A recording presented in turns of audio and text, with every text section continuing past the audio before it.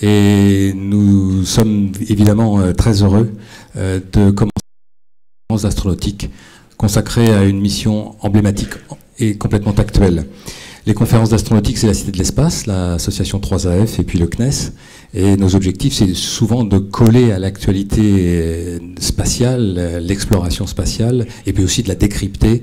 Nous avons eu Ariane 6 il y a peu, directrice adjointe de la direction des lanceurs du CNES. Nous avons eu Sylvestre Maurice sur le nouveau système solaire, et puis nous avons eu une conférence sur les astéroïdes extrêmement passionnante. Mais la dernière de cette année, qui ne sera pas le dernier rendez-vous concernant ce sujet Rosetta, eh bien la dernière est consacrée bien sûr à cette fantastique mission Rosetta. Après une présentation par Jean-Pierre Bibring est ici de la partie scientifique. Nous aurons une présentation plus ingénieur, plus de l'ingénierie, avec Philippe Godon qui est chef de projet au CNES, mais Anne va nous les présenter. En fait, juste pour un point pratique, nous vous remercions d'être là. Vous savez que la Cité de l'Espace consacre une exposition exploration extrême consacrée à la mission Rosetta et aux missions d'exploration du système solaire. Donc n'hésitez pas aussi à compléter votre information en allant les visiter. Pas maintenant, hein, plus tard. Je crois que, eh bien, nous allons dire un petit point pratique, c'est simplement que pour des raisons de départ vers Paris, Jean-Pierre Bibring partira en gros vers un tout petit peu avant 8 heures, mais il y aura le temps de poser des questions ensuite après leur présentation, normalement, et on commencera peut-être plus par les questions scientifiques que les questions d'ingénieurs, on verra. En tout cas, il s'éclipsera rapidement. Anne Serfas-Denis représente le CNES et la 3AF, un petit mot, et puis nous allons commencer ensuite. Je pense simplement, vraiment, je pense qu'on pourrait applaudir Jean-Pierre Bibring et puis Philippe Godon, tout simplement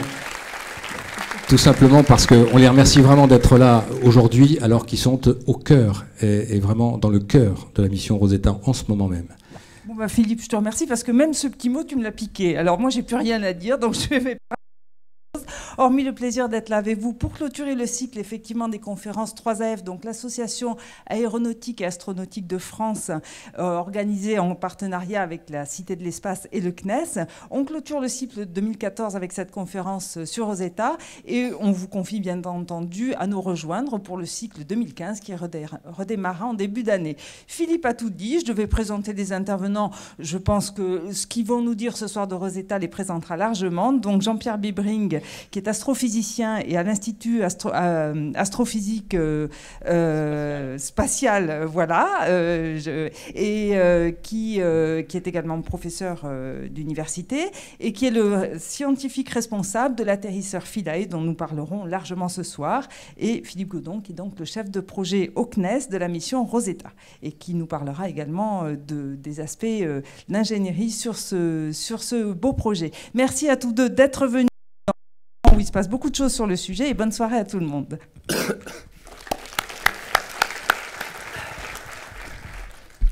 Merci beaucoup. C'est vrai que c'est un régal de pouvoir, en plein projet comme ça, échanger. Donc c'est vraiment, j'espère que ce sera un échange. C'est vrai qu'en général, comme je le disais tout à l'heure, faire parler des missions après qu'avant, mais c'est vrai qu'on est dedans, donc on ne peut pas ne pas. Parce que pour l'essentiel, c'est quand même après que ça va se passer. Donc ce que je vais essayer de vous dire rapidement, c'est pourquoi on en est là. C'est une expérience absolument fabuleuse là, qu'on est en train de vivre tous, vous comme nous, et qu'est-ce qu'on espère de cette mission. Donc effectivement, je suis à l'Institut d'astrophysique spatiale à Orsay. N'hésitez pas à me joindre par email. Je sais que les questions en général viennent après plutôt que pendant, donc j'ai un email facile à l'IAS. N'hésitez pas. Juste donc le contexte d'abord pour que vous réalisiez qu'effectivement la décision de cette mission date d'une vingtaine d'années. Ce qu'on appelle le SPC, le Comité des programmes scientifiques de l'ESA, a décidé en novembre 1993 que Rosetta serait une des grandes missions de l'Agence spatiale européenne. Il y en a eu 4 de ce niveau-là, dont Plan Herschel, dont vous avez entendu parler, je suis sûr, il y a peu de temps. Et 10 ans pour la fabriquer essentiellement. Après un retard d'1 an lié à Ariane 5, on est parti il y a exactement 10 ans, quelques mois après. Et, il y a 15 jours, enfin un petit peu plus que 15 jours, c'était en août, on a fait cette première image du noyau. On était encore loin à un moment où on a fait cette image. Pour les gens qui s'intéressent à ça, ils ne comprendraient pas que j'ai montré cette image parce que c'est une image avec encore beaucoup de flou, et on a actuellement sur l'ensemble du noyau des images qui ont 50 cm de précision. Donc on commence à être vraiment capable de très bien la cartographier. Et on est juste avant, on est à mi-chemin entre le moment où on a fait l'image précédente et le moment où on va se poser. C'est-à-dire que dans moins de 2 mois, c'est 2 mois moins 5-6 jours maintenant, on devrait poser cet atterrisseur. Alors, ce que je veux essentiellement vous dire, c'est que c'est ça qui est étonnant d'ailleurs de cette mission, c'est un peu la même chose pour toutes les missions de longue durée, y compris les missions martiennes. Entre le moment où on conçoit la mission et le moment où elle arrive, en fait, le contexte et même les objectifs peuvent avoir changé, parce qu'en 20 ans, il s'est passé beaucoup de choses, surtout dans le domaine de l'exploration du système solaire. Et effectivement, pour les affaires de Rosetta, je dirais que le contexte a passablement changé. Quand on regarde ce qu'étaient les raisons pour lesquelles on voulait y aller et ce qu'on espère y trouver maintenant, il y a eu pas mal d'évolutions, et c'est ça qui est fascinant quelque part dans cette affaire. Et pour l'essentiel, si vous demandez au hasard à quelqu'un un peu du projet pourquoi on va voir une comète, il va vous répondre parce que les comètes vont nous renseigner sur nos origines, sur la formation et l'évolution du système solaire. C'est vrai, c'est un mot un peu générique de parler comme ça des origines, mais je vais être un peu plus précis maintenant, parce que pour dire, c'est une phrase presque atemporelle que de dire, voilà, on va s'intéresser aux origines quand on analyse la matière primitive, mais on disait ça dans les années 40, 50, 60, 70, etc. Qu'est-ce qui est vraiment nouveau par rapport à cela? Et moi, je le résume de la phrase que j'ai mis ici, mais c'est un résumé que je vais essayer de vous illustrer en quelques minutes, pas plus. C'est que maintenant, on commence à comprendre la séquence de processus qui a amené à ce qui est, à mon avis, le plus important de ce que l'exploration planétaire a démontré, l'incroyable diversité des mondes planétaires tels qu'ils sont aujourd'hui. Et je vais rester un instant là-dessus parce que Rosetta, vous allez le voir, est complètement intégrée là-dedans. La vision qu'on a de la Terre et des mondes planétaires, aussi bien du point de vue de leur formation que de leur processus d'évolution, a véritablement subi un processus que j'appelle une révolution au cœur de laquelle on est, et on n'a pas encore le recul d'ailleurs pour en prendre la mesure, mais énormément de pratiques, c'est ce que je mets ici en disant que ça irrigue l'essentiel des champs d'activité humaine. La vision que l'on a actuellement de l'unicité de la Terre et des processus qui rendent la Terre si unique dans le système solaire et en fait du système solaire dans la galaxie modifie énormément de choses bien au-delà du simple impact scientifique, je dirais. Et donc on est complètement là-dedans, et ce petit résumé par quelques images ici vous montre, elles sont banales ces images maintenant, elles sont dans les livres de CM2, mais il faut réaliser d'une part que c'était difficile de les faire, qu'il y a 25 ans on n'avait pas toutes ces images, et qu'elles disent quelque chose de très important. C'est que quand je la compare au point de départ, qui est une nébuleuse qui s'effondre, on sait maintenant qu'on est parti d'un point très unique quelque part, qui est un même nuage qui s'effondre, et après 4,5 milliards d'années, on a une diversité que personne n'aurait pu décrire, même les meilleurs des écrivains de science-fiction, il y a encore 10, 15, 20 ans, parce qu'on découvre tous les jours aujourd'hui les propriétés de tous ces mondes qui nous posent réellement la question de savoir quels sont les moteurs de l'évolution planétaire. Qu'est-ce qui fait que de ce point-là, un nuage qui s'effondre, on arrive à une telle diversité? Avec bien sûr la question peut-être la plus importante, les spécificités de la Terre. On comprend maintenant en observant la Terre que sa couverture en nuages, sa couverture océanique, son atmosphère, toutes ces propriétés-là sont absolument uniques, et que maintenant qu'on commence à comprendre les processus par lesquels on est arrivé là, par exemple le fait que l'eau soit stable à l'état liquide à la surface de la Terre, chose qui était proposée comme telle il y a des siècles déjà, où les gens se disent parce que la vie c'est l'eau et l'eau c'est la vie, il y a de la vie partout, donc il y a de l'eau partout. Maintenant qu'on va la chercher, on sait qu'il y a certes de l'eau, mais jamais de l'eau liquide. Et on commence à comprendre les processus par lesquels on est arrivé là. C'est pas du tout de ça dont je vais vous parler aujourd'hui, très peu, mais pour vous montrer que le contexte dans lequel Rosetta se met aujourd'hui, c'est ce type de contexte qui essaye de comprendre ce qui fait qu'on est arrivé à être aujourd'hui en train d'en parler tout simplement dans cette salle.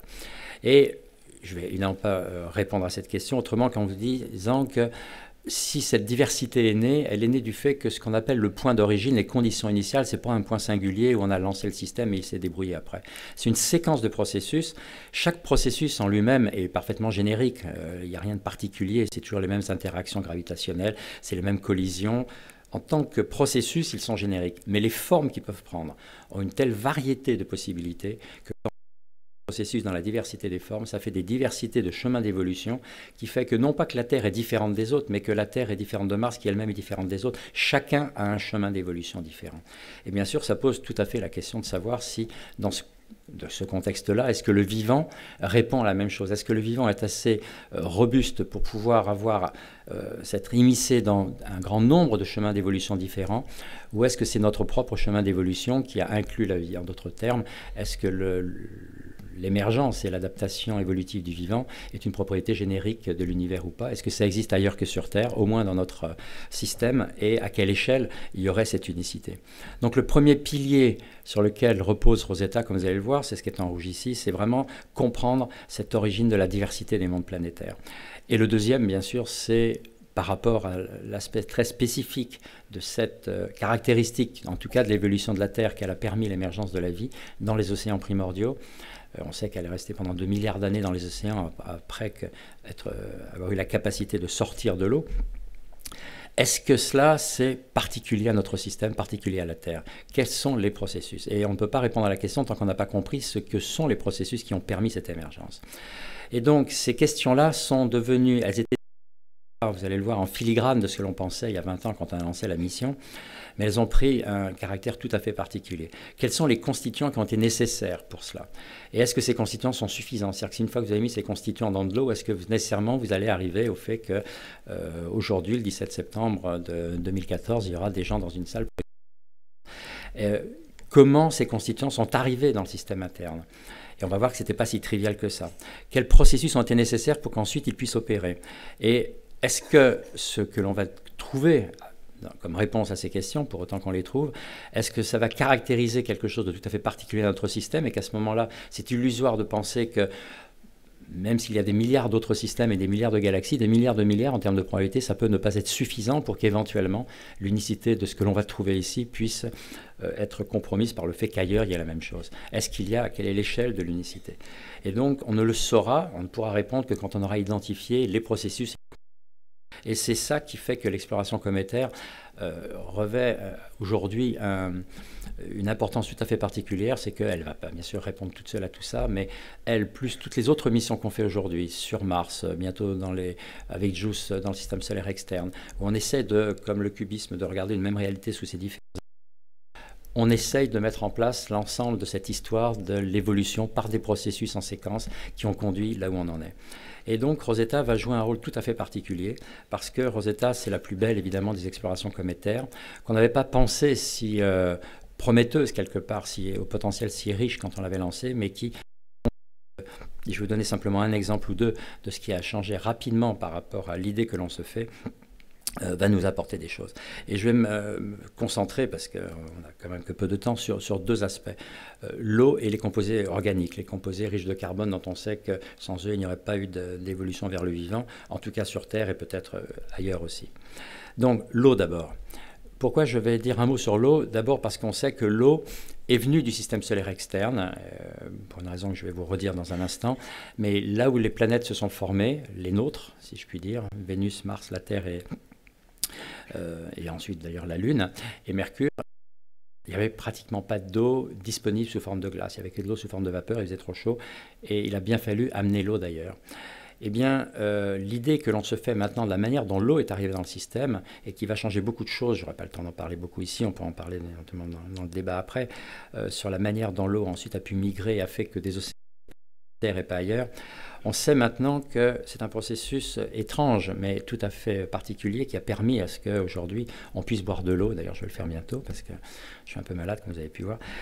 Je m'en excuse. Mais de ce processus-là, on pourrait essayer de savoir s'il est spécifique ou pas à notre système. Parce que ce n'est pas dit que tout effondrement d'un nuage va faire en sorte qu'il y aura des planètes internes, et puis que là-dessus, il y a de l'eau qui va arriver. Alors, d'où ça vient cette histoire-là? Ça vient de l'idée que pour former des planètes, il faut accréter du gaz et des grains. Mais on a, c'est facile à voir, une distance en dessous de laquelle il faisait trop chaud pour que l'eau soit stable à l'état de glace. Il faut aller au-delà d'une certaine distance qui typiquement est entre Mars et Jupiter d'aujourd'hui, ou entre 3 et 4 unités astronomiques, comme on dit la distance moyenne Terre-Soleil. Au-delà, l'eau est stable à l'état de glace. En deçà, ce n'est que de la vapeur. Il n'y a pas de liquide parce que la pression est trop faible. Donc on n'a que deux états possibles, vapeur et glace. Et dans tout le système interne, jusqu'à 3 ou 4 unités astronomiques, on n'avait que de la vapeur d'eau. Eh bien, et Jupiter, bien sûr, s'est formé à l'extérieur. Je dis bien sûr, mais il n'y a rien de bien sûr là-dedans. Parce que pour former une planète géante, et je ne vais pas en parler ici, il faut qu'il y ait un cœur suffisamment gros qui accrète rapidement pour pouvoir accréter du gaz après. Et ça suppose que très rapidement, on arrive à faire croître un objet. Et pour faire croître un objet, il faut qu'il y ait suffisamment de matériaux. Là où la glace était stable, c'est-à-dire dans le système externe, elle était majoritaire. C'est pour ça que les comètes, il y a 80% de glace là-dedans. Et donc, dès que la glace est stable, c'est le constituant solide majoritaire. Et donc, au-delà de la ligne des glaces, eh bien, rapidement, à l'échelle de quelques millénaires, vous avez été capable de faire grossir des objets qui, rapidement, sont devenus plusieurs fois la taille de la Terre. Et c'est autour de ces noyaux-là que le gaz a pu, après, s'accréter. Ils sont formés très loin. Mais ce que l'on sait maintenant, et je n'ai pas le temps d'en parler, c'est que les planètes géantes, comme toutes les autres, à partir du moment où il y a du gaz et des grains dans le disque, forcément les planètes ne sont pas stables, elles migrent, comme on dit. Et c'est ça qui est très intéressant, parce qu'on s'aperçoit que si à partir de ça, vous fabriquez les planètes en faisant accréter le matériau qui est à l'intérieur, vous auriez dû avoir une distribution en taille des planètes qui est celle que je représente ici, où le Soleil est à droite, et en allant de plus en plus vers la gauche, les planètes devraient être de plus en plus grandes pour des raisons qui sont assez faciles à comprendre. On devrait avoir donc un Mars qui est plus grand que la Terre. Or, Mars est 10 fois plus petit que la Terre. Et ça, c'est resté une énigme. Pendant très longtemps, on peut se demander pourquoi j'en parle là, mais vous allez voir. Parce que ça nous renseigne sur ce qui s'est passé très tôt, et en particulier, c'est un rapport avec la manière dont l'eau est arrivée dans le système. C'est que pour avoir une distribution des planètes telle qu'on les voit aujourd'hui, ça suppose quelque chose de tout à fait particulier, c'est d'accréter les planètes, non pas à partir d'un disque intérieur en dessous de la ligne des glaces qui serait rempli de grains, or il y avait forcément des grains, mais il faut que la matière condensée soit confinée dans un volume inférieur à peu près à unité astronomique. C'est-à-dire qu'à un moment donné, si vous prenez les gaz et les grains confinés dans ce que j'ai mis en grisé ici, et là l'extérieur est à peu près au niveau de l'orbite de la Terre actuelle, il n'y avait pas encore la Terre bien sûr, alors si vous laissez évoluer tout ça, vous avez les planètes dans cet ordre-là, et dans ce rapport de masse-là. Comment vous faites pour vider ça? Qu'est-ce qui s'est passé? Eh bien, c'est l'équipe de Nice, de Morbidelli, qui a proposé un scénario qui est tout à fait intéressant, qui justifierait d'ailleurs un exposé en soi, parce que c'est absolument fascinant, qui montre qu'effectivement, dans notre système, comme on le voit dans tous les systèmes que l'on voit actuellement, les planètes migrent, parce qu'on ne peut pas les empêcher de migrer, les grosses, et que dès qu'elles migrent, eh bien, au fur et à mesure qu'elles migrent, s'il y a déjà eu de l'accrétion, ça pousse vers l'intérieur le matériau comme ça confine, ça vide complètement la cavité sur son passage et ça vide la cavité en éjectant vers l'intérieur et vers l'extérieur. Et tout ce qui est blanc reste blanc. Et bien sûr, là, ce que j'ai mis en rouge, en pointillé, c'est l'orbite actuelle de Mars, et puis l'orbite de la Terre un peu après. Et bien sûr, si ça continue comme ça, et la plupart des exoplanètes que l'on voit actuellement sont dans cette configuration-là, où on a une grosse étoile très proche du Soleil, et on se doit toujours demander pourquoi c'est comme ça, ben parce qu'elles ont migré. En fait, les planètes que vous voyez dans le système extérieur, en général, elles ne sont pas là où vous les voyez, là où elles sont formées entre les temps, elles ont migré. Mais vous voyez que si Jupiter avait migré comme ça, on ne serait pas là pour en parler, parce qu'il n'y a plus rien pour faire la Terre, Mars et compagnie. En d'autres termes, il faut qu'à un moment donné, ça se soit arrêté là. Et pourquoi la migration s'est arrêtée là? Parce que d'une manière très spécifique à notre système, en même temps que Jupiter se formait, il y avait Saturne un peu plus loin, qui, je n'ai pas le temps d'expliquer ici, une fois formé, a plongé dans le système interne, a rattrapé Jupiter quand ils étaient à une distance relative, ce qu'on appelle la résonance de 3, où quand Jupiter faisait 3 tours, Saturne en faisait 2, ça a bloqué le système. Et ce qui est absolument extraordinaire, c'est que c'est le rapport de masse de Saturne et de Jupiter. Dans la configuration de notre système, Saturne aurait été plus gros ou différent.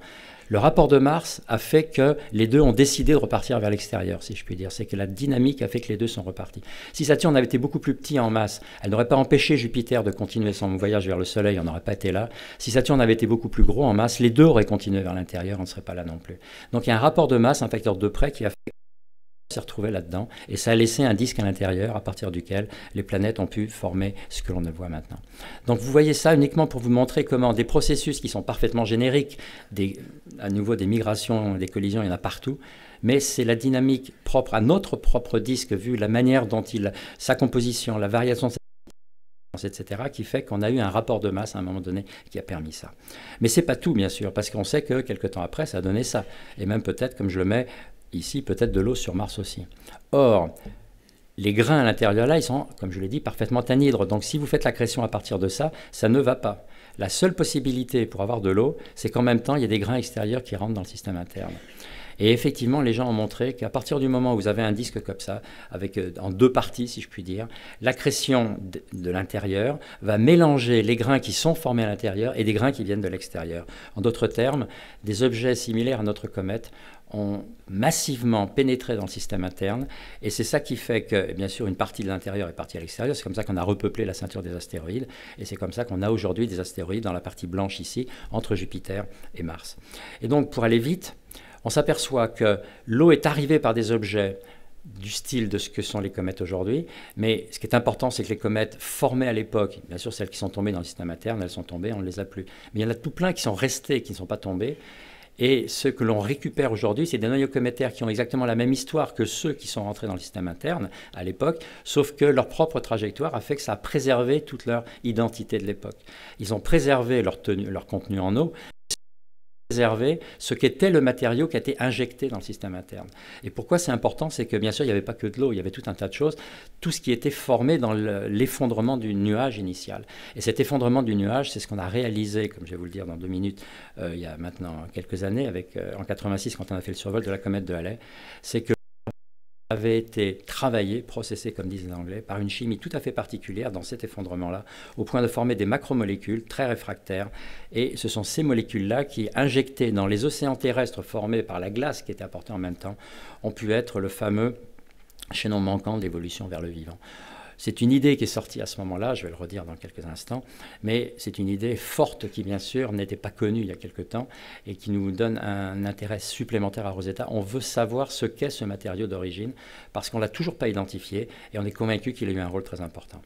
Et bien sûr, la deuxième chose que je mets là, c'est une fois qu'on aura compris ça, on voudrait savoir dans quelle mesure c'est très nuage. Est-ce qu'on peut l'extrapoler en se disant dans la galaxie, partout il y a la même chose ou pas du tout?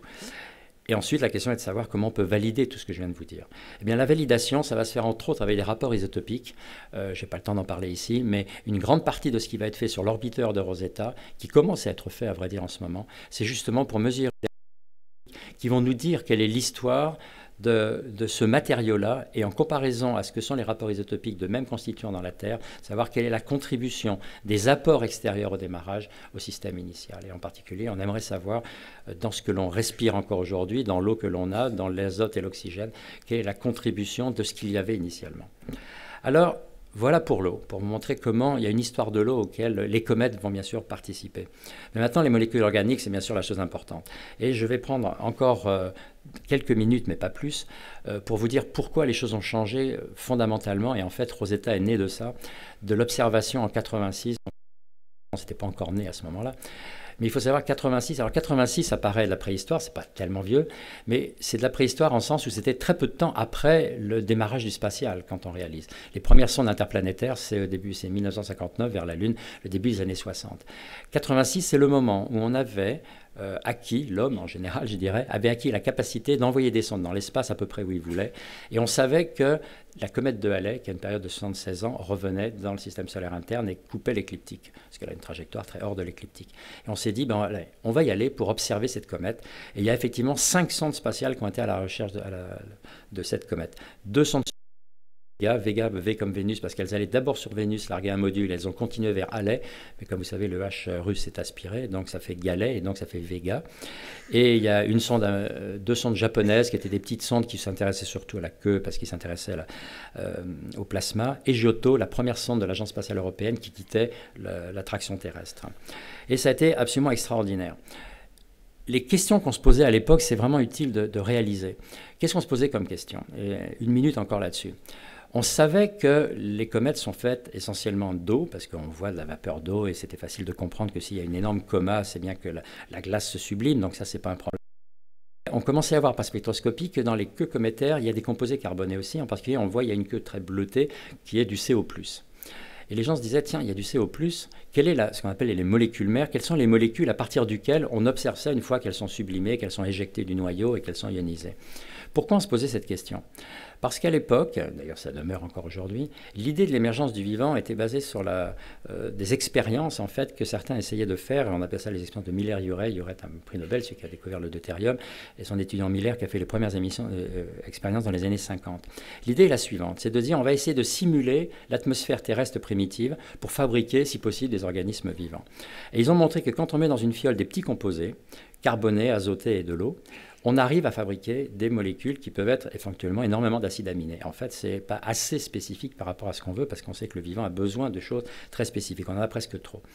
Mais ils se sont aperçus que selon que le carbone est mis sous forme de CO2 ou de CH4, la même efficacité. Ça marche beaucoup mieux si on part de CH4 que de CO2. Pardon. On a intérêt à ne pas avoir un milieu oxydant, mais réducteur. Et donc, on se disait, est-ce que par hasard, c'est le CH4 qui dominait dans nos atmosphères? Et comment ils faisaient? Ils simulaient ce qu'on croyait être nos atmosphères primitives, donc des petits composés moléculaires. On mettait de l'énergie là-dessus, on simulait des éclairs, de l'UV, tout ce que vous voulez. Et on s'aperçoit qu'effectivement, si vous avez une fiole avec des petites choses comme ça, des petits composés moléculaires, vous mettez de l'énergie et vous arrivez à synthétiser de très très grandes molécules, avec à nouveau plus quand vous partez de CH4 que de CO2. D'où l'idée de rechercher si les molécules mères, chez nous, étaient plutôt CH4 ou CO2. Or, quand vous regardez Vénus, c'est CO2 qui domine. En fait, la Terre, maintenant, il n'y a plus de CO2 parce qu'il a été absorbé, dissous dans les océans. Ça fait nos 300 mètres de carbonate, mais on sait que le CO2 dominait. Mars aussi. Donc, dans le système interne, c'était du CO2, notre atmosphère primitive. Il y avait des dizaines de barres de CO2 sur Terre. Quand on regarde les planètes géantes, c'est le contraire, si je puis dire de ce point de vue-là. C'est du CH4 qui domine. On ne voit pas le CO2. Et pareil sur Titan, etc. Donc, on a l'impression que dans le système externe, c'est du CH4. Dans le système interne, c'est du CO2. D'où la question, est-ce que c'est nous, internes, qui avons transformé le CH4 en CO2 ou l'inverse? C'est les planètes géantes qui ont transformé le CO2 en CH4. Voilà le type de question. Et on se disait, c'est bien parce qu'une comète s'est formée très loin, on a l'impression de voir du CO+, qui viendrait plutôt de molécules plutôt oxydées, mais on n'en sait rien. Allons regarder cela. Donc c'était tout ça à nouveau, bien sûr il y avait plein d'autres questions, mais c'est pour vous donner un petit peu le type de problématique dans lesquelles on était. Et donc, je montre une comète...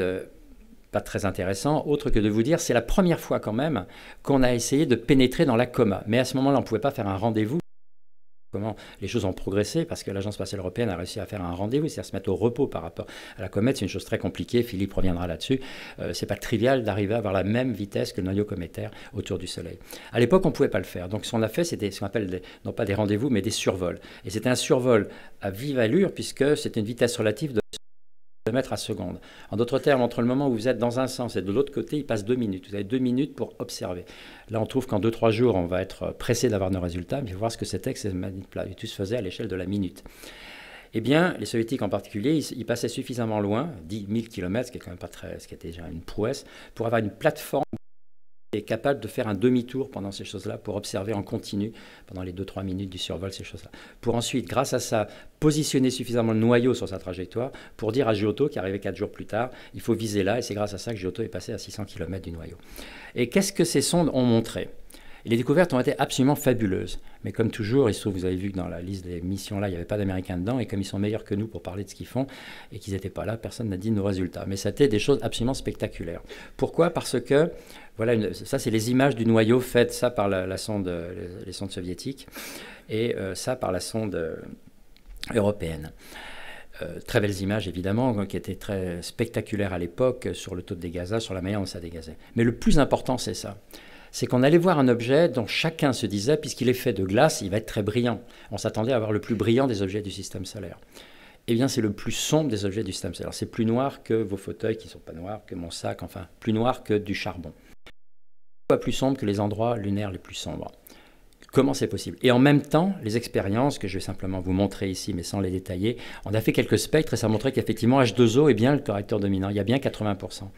Et pourtant, c'est ça. Vous n'êtes pas obligé de regarder ça, c'est pour si dans la salle il y a des gens que ça amusait de regarder. On a fait un seul qui nous permettait de savoir un petit peu de quoi c'est fait. Mais heureusement, il y a eu des spectres aussi par spectrométrie de masse pour analyser des grains après.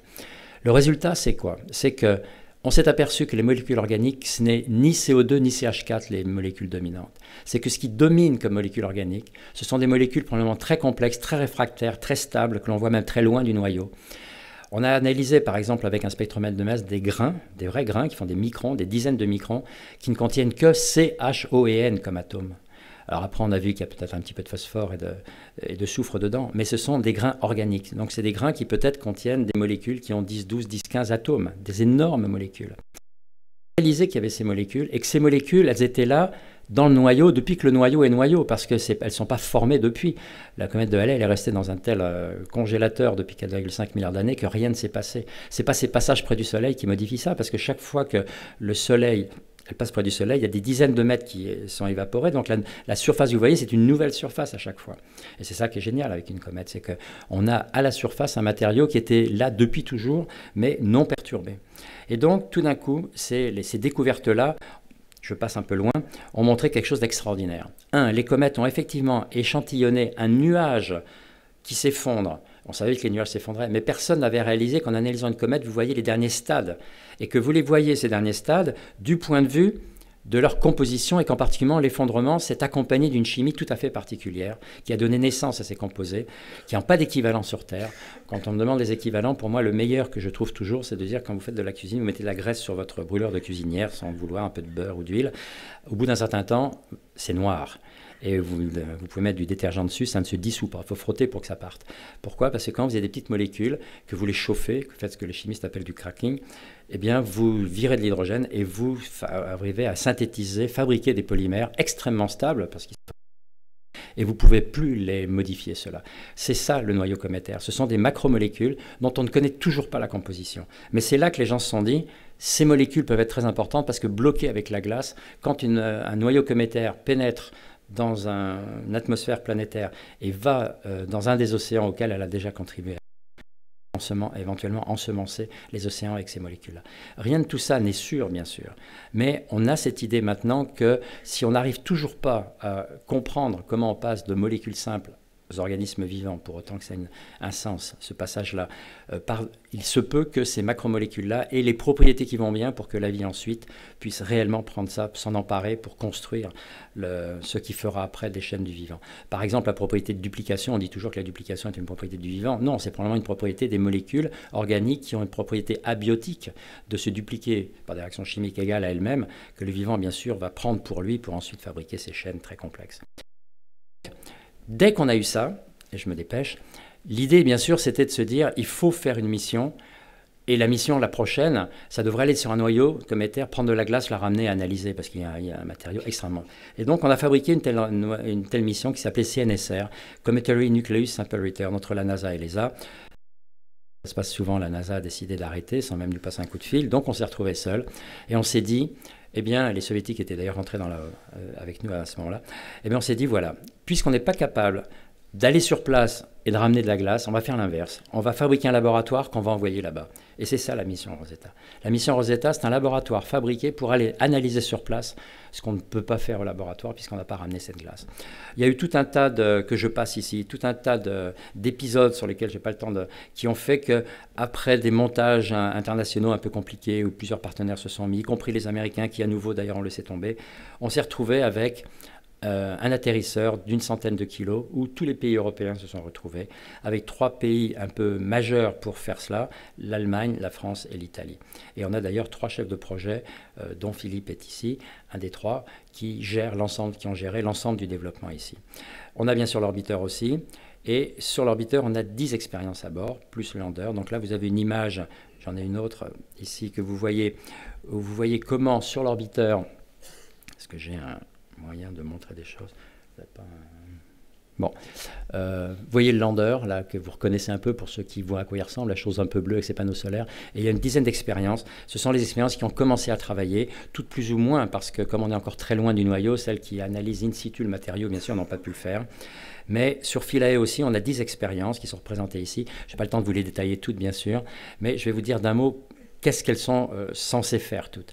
On va bien sûr faire des images, mais c'est bien plus que cela, puisqu'on va avoir accès à l'ensemble des propriétés qu'on pourrait caractériser. Global d'abord. Est-ce qu'il y a une structure dans un noyau cométaire? Est-ce qu'il est homogène? Est-ce qu'il y a un noyau? Quelles sont les sources d'énergie? Où est-ce qu'elles sont réparties? Ce genre de choses. Pour la première fois, on va faire ça avec un sondage radar.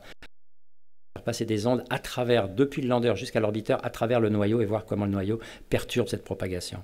On va faire des choses régionales avec des panoramas, avec des zooms de plus en plus précis. On va mesurer les propriétés magnétiques, mais aussi et surtout peut-être, on va être capable de prélever des échantillons sous la surface. On a même une foreuse pour aller chercher des échantillons sous la surface, les amener ensuite en séquence dans 3 ou 4 expériences qui vont essayer de compléter leurs propres résultats pour essayer de converger vers la compréhension de ce qu'est ce matériau, les glaces bien sûr, les grains aussi, mais les minéraux organiques et les composés organiques aussi, d'une manière complémentaire avec ce qu'on va faire ou presque depuis l'orbiteur à distance.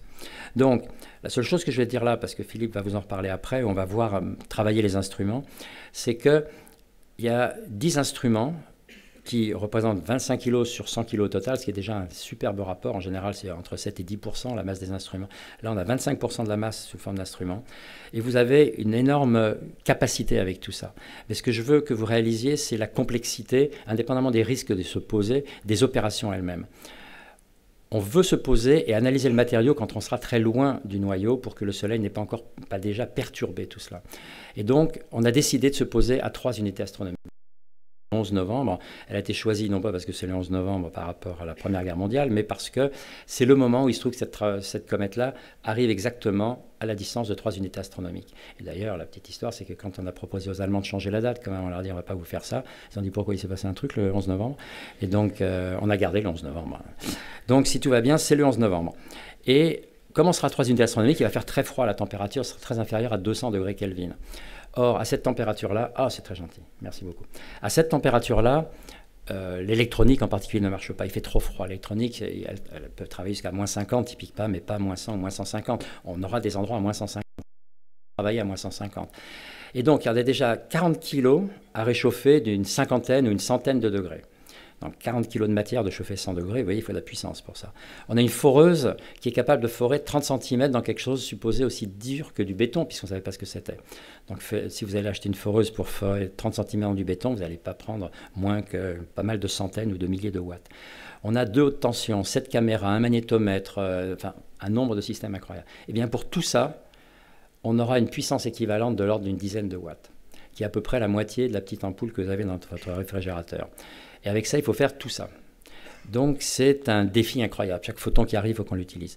La difficulté, je dirais, majeure du spatial, vous l'avez résumé sur ce genre de choses, où il faut, sur chaque instrument, les technologies sont toujours les mêmes. Une caméra, c'est toujours une matrice CCD avec le même CCD que vous avez, ou presque, que vous avez sur votre caméra ou maintenant votre téléphone. Mais votre téléphone, à moins 2 degrés, il s'arrête. Nous, on travaille à moins 150. Ça suppose des technologies particulières, des tris, des composants, enfin bon, bref. Donc voilà, c'est pour vous montrer pourquoi les problèmes liés à l'atterrissage en propre, les problèmes d'opération sont des problèmes que l'on croit avoir réglés parce qu'on a testé déjà tout ça dans l'espace et ça fonctionne, mais on n'est jamais à l'abri, bien sûr, d'une difficulté. Alors, quelques images maintenant quand même pour dire où on en est.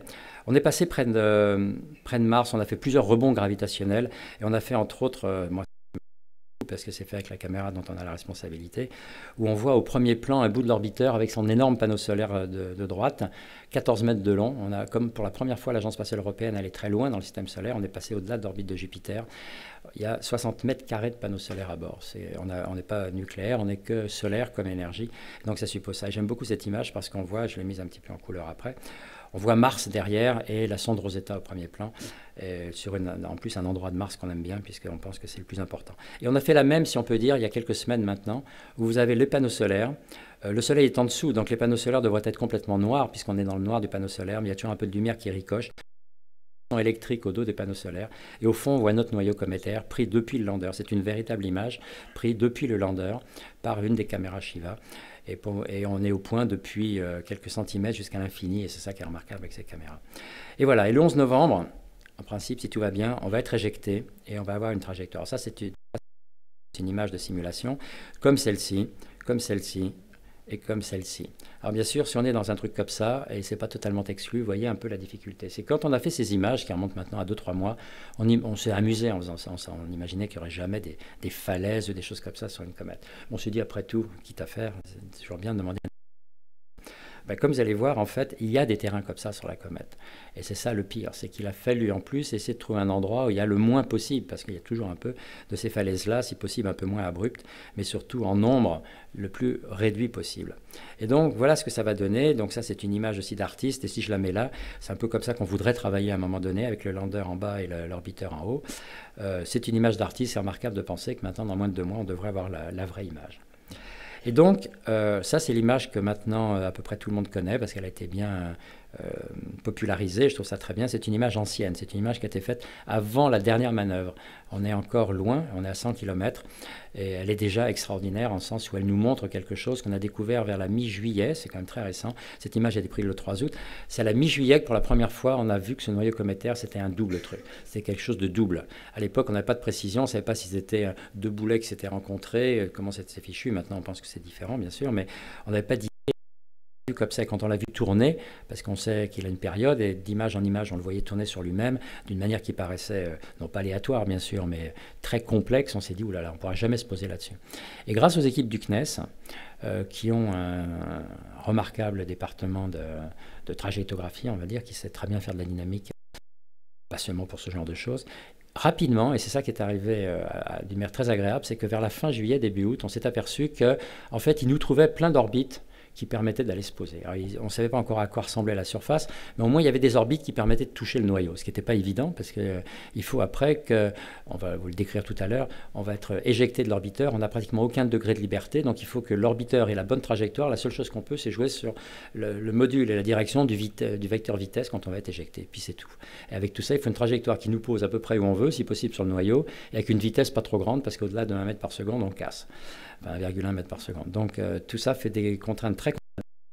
Et donc, quand on a vu ce truc-là au début, on était très inquiets. Et puis, donc, début août, on va dire, super, le CNES nous trouve des orbites. Et puis ensuite, bien sûr, la sonde a continué à se rapprocher. Et plus ça s'est rapproché, plus on s'est dit, oulala, on va peut-être trouver des orbites, mais on n'y est pas encore parce que la surface, elle est beaucoup, beaucoup plus. Personne n'avait imaginé qu'un noyau cométaire pouvait être bourré de cratères d'impact, de failles, de crevasses, de ce niveau-là. Ça explique une histoire primordiale tout à fait importante. Alors tout n'est pas primordial. Et puis bien sûr cette double structure. Ça c'est l'échelle ici, 1 km. Et donc c'est comme ça qu'on est arrivé à ce qui sert d'affiche ici, c'est-à-dire la sélection d'un petit nombre de sites sur lesquels on va revenir. Dans cette structure-là. Et à nouveau, ces sites ont été d'abord choisis comme des sites que l'on peut atteindre. À charge pour nous, après, d'essayer de regarder là-dedans ceux qui ont les bonnes propriétés. Alors, quelles sont les propriétés qu'on a mis en évidence? Il faut qu'ils soient le plus atteignable possible, avec des trajectoires les moins risquées, et ça, c'est pas évident, parce qu'à nouveau, vous allez voir un petit peu, je pense que Philippe en parlera plus que moi, enfin, la manière dont on va être éjecté, c'est après un mouvement de l'orbiteur très compliqué, et il ne faut pas que l'orbiteur risque, bien sûr, d'être perdu, c'est mauvais pour tout le monde, et pour nous aussi, et donc, il y a mais ensuite, il faut que la descente ne soit pas trop longue parce qu'on a un énorme problème d'énergie à bord. On a essentiellement des batteries et il faut qu'avec les batteries, on soit capable de vivre longtemps. Et vous avez vu que ce problème énergétique, je vous l'ai dit tout à l'heure, on n'a que quelques watts. On n'a pas le droit d'en avoir perdu beaucoup. Et donc, le plus court est le mieux. Mais il faut surtout, comme on a des panneaux qui nous permettent de recharger des batteries, être sûr que les panneaux peuvent être utilisés quand même pour quelque chose, c'est-à-dire être éclairés, si possible pendant la descente, quand on va être posé, et d'une manière telle qu'ensuite, une fois que nos batteries sont finies, que les piles peuvent se recharger après, même si c'est beaucoup moins d'énergie, pour éventuellement continuer et faire ce qu'on n'aura pas eu le temps de faire avant. Et donc, c'est ces problèmes d'éclairement qui ont été parmi les critères les plus importants. Et puis ensuite, bien sûr, il y avait, je vais montrer un exemple ou deux, est-ce qu'il y a justement des falaises, des failles, des choses comme ça à éviter? On ne va pas prendre un site où c'est trop risqué de se poser. Et il fallait en plus que du point de vue scientifique, tous les instruments puissent travailler. Or, certains instruments ont des contraintes contradictoires avec d'autres. On veut faire, je vous ai dit, une analyse de la structure interne. Pour ça, il faut que les ondes puissent passer de notre philae jusqu'à l'orbiteur à travers le noyau. Ça suppose que, vu la trajectoire de l'orbiteur et la rotation du noyau, de l'endroit où on sera, les ondes vont bien passer à travers. Si on a toujours l'orbiteur en visibilité au-dessus de nous, eh bien, les ondes vont aller tout droit, elles ne traversent. Donc vous voyez, il y a toutes ces contraintes-là qu'il a fallu prendre en compte, et c'est arrivé à ce site-là. Alors, est-ce que je peux juste vous montrer celui-ci pour vous montrer, donc, ça me permet, remarquez, non, je vais plutôt vous montrer celui-ci où il y a les deux sites, c'est-à-dire le site primaire et le site de repli, au cas où le primaire n'irait pas. On a trouvé finalement deux sites, un dans le petit lobe, celui qui est à gauche actuellement, et un dans le lobe du bas. Mais celui du lobe du bas, qui a des avantages par rapport à l'autre au niveau de l'éclairement, il est mieux éclairé, il a d'autres inconvénients. En particulier, on peut justement, l'instrument capable de voir à travers le noyau, il ne pourrait quasiment pas travailler là. Et il y a d'autres risques au niveau de la trajectoire même de l'orbiteur pour nous amener là. Donc, on a préféré ne pas le mettre en priorité. Et donc, le site qu'on appelle J, et vous le voyez là-haut, c'est celui qui a été choisi. Et je vais passer ça, tu les montreras, je pense, je vais passer ça pour vous montrer quelques agrandissements. On vous montrera sur des films tout à l'heure, si vous le souhaitez, la trajectoire justement qu'on va choisir pour se poser. Donc, le site, c'est là où il y a la croix rouge. Et ce que j'ai mis en vert, c'est ce cratère ici qui est en haut pour que vous repériez. Et donc, vous voyez, là, c'est le site vu comme ça. Voilà la même image, mais là, on ne se rend pas bien compte. Comment ça marche, ça ? Donc ça, c'est le petit lobe et ça, c'est le lobe derrière. Vous voyez, donc on voit les deux lobes dans l'enfilade comme ça. Et donc, c'est ici qu'on va se poser. Voilà. Et ça vous donne à peu près une idée de l'imprécision. En principe, une ellipse, là, j'ai mis sous forme d'un cercle parce que pratiquement de 1 km de diamètre, à 1 kilomètre près, c'est déjà remarquable quelque part, on n'est pas sûr de l'endroit où on va se poser. C'est-à-dire qu'il fallait trouver un site qui est à l'échelle du kilomètre, puisqu'a priori tous les points à l'intérieur de ce cercle peuvent être atteints avec la même probabilité. Il faut qu'il y ait le moins possible d'accidents, il faut que l'éclairement soit le meilleur, etc. Donc c'est ça qu'on a pris. Voilà ce site un peu agrandi, et vous voyez déjà apparaître un certain nombre de structures qui nous font peur, mais il n'y en a pas trop. Et voilà un agrandissement ici. Et là, par exemple, les couleurs ici correspondent aux pentes locales que l'on peut voir, avec un code de couleur qui est ici. Plus c'est rouge, plus c'est dangereux. Et vous voyez un petit peu le code ici, ça va jusqu'à 60%. C'est des pentes à plus de 60%. Donc vous voyez, il y a quand même pas forcément des falaises, mais des endroits où on n'aimerait pas être. Typiquement, on peut se poser si localement la pente fait de l'ordre de 30 degrés. En dessous de 30 degrés, on n'a pas trop de problème. Au-dessus de 30, on peut quand même tomber. Donc tout ce qui est rouge est à éviter. On n'a pas trouvé tellement mieux que ça. Donc quand on vous dit que c'est risqué, ben c'est ça. Vous avez ici à peu près l'analyse de risque en termes de probabilité. La fraction de la surface où on n'a pas envie d'être, ben c'est tout ce qui est rouge et avec un peu de jaune dedans. Ça ne fait pas énorme en termes de probabilité, mais enfin c'est quand même, c'est pas du pour 1000, c'est des dizaines de pourcents. Voilà. Et donc, quelques images pour terminer, et je vais donner la parole à Philippe, et après on pourra aller plus avant dans quelque chose qui vous intéresse plus par rapport à ce qu'on voudrait faire. Donc voilà, à nouveau, la vision avec...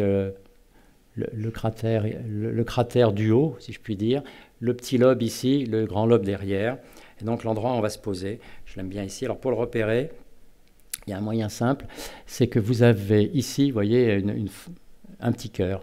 Donc repérez le petit cœur ici, on se pose dans le cœur en principe. C'est ça l'idée, bien sûr.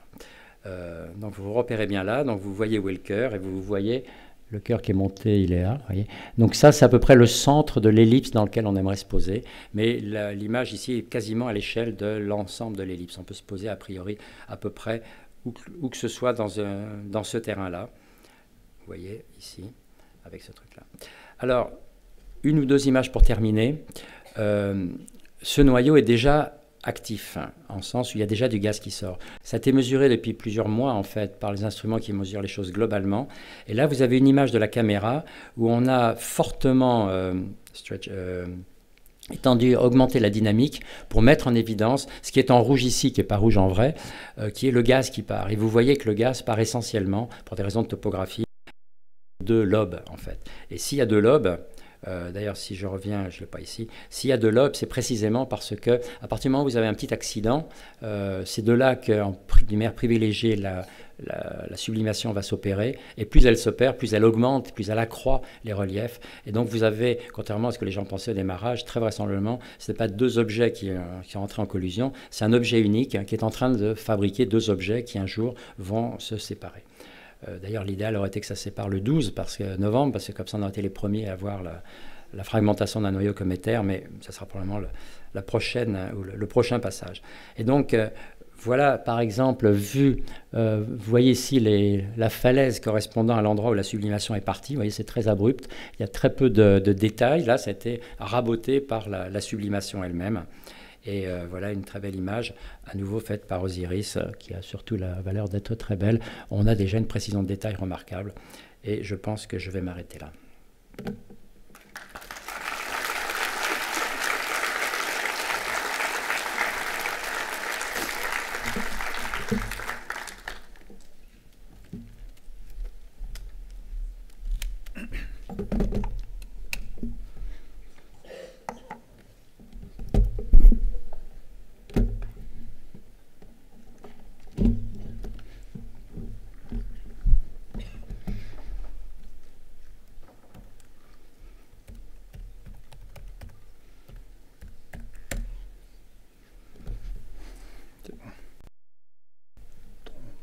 Non.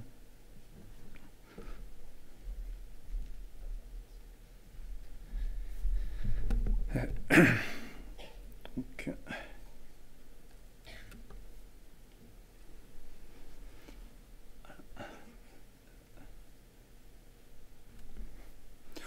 pardon, c'est la fin. Peut-être que je me mette au début.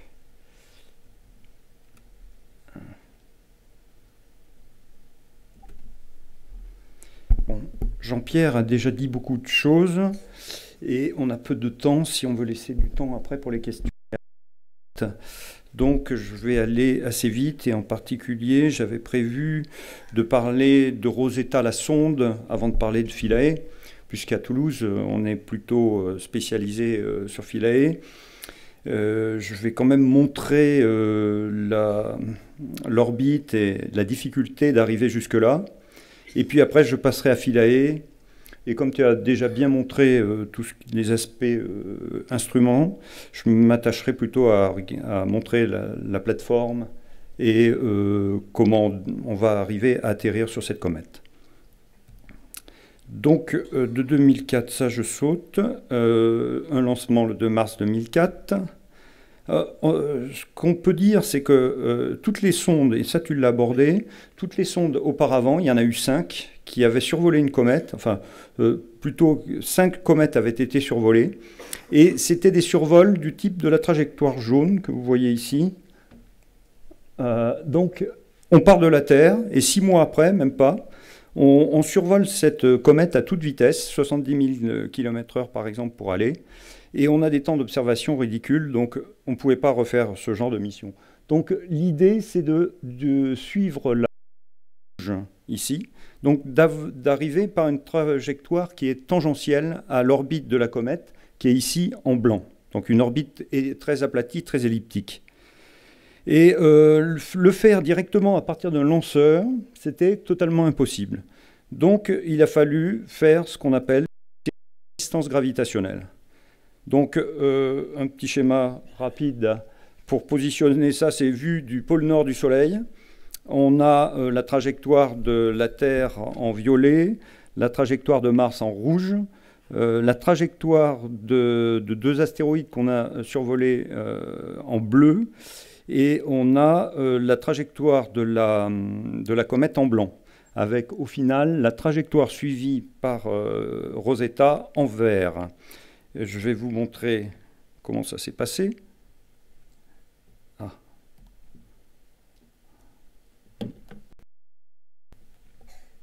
Qu'est-ce qui se passe? Il faut que j'amène peut-être.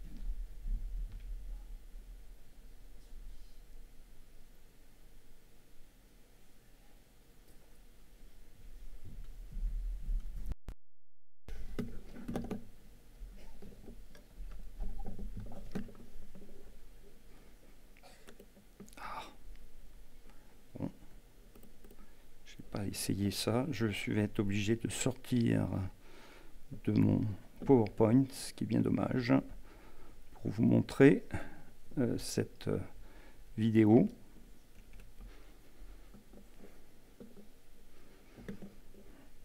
Donc voilà.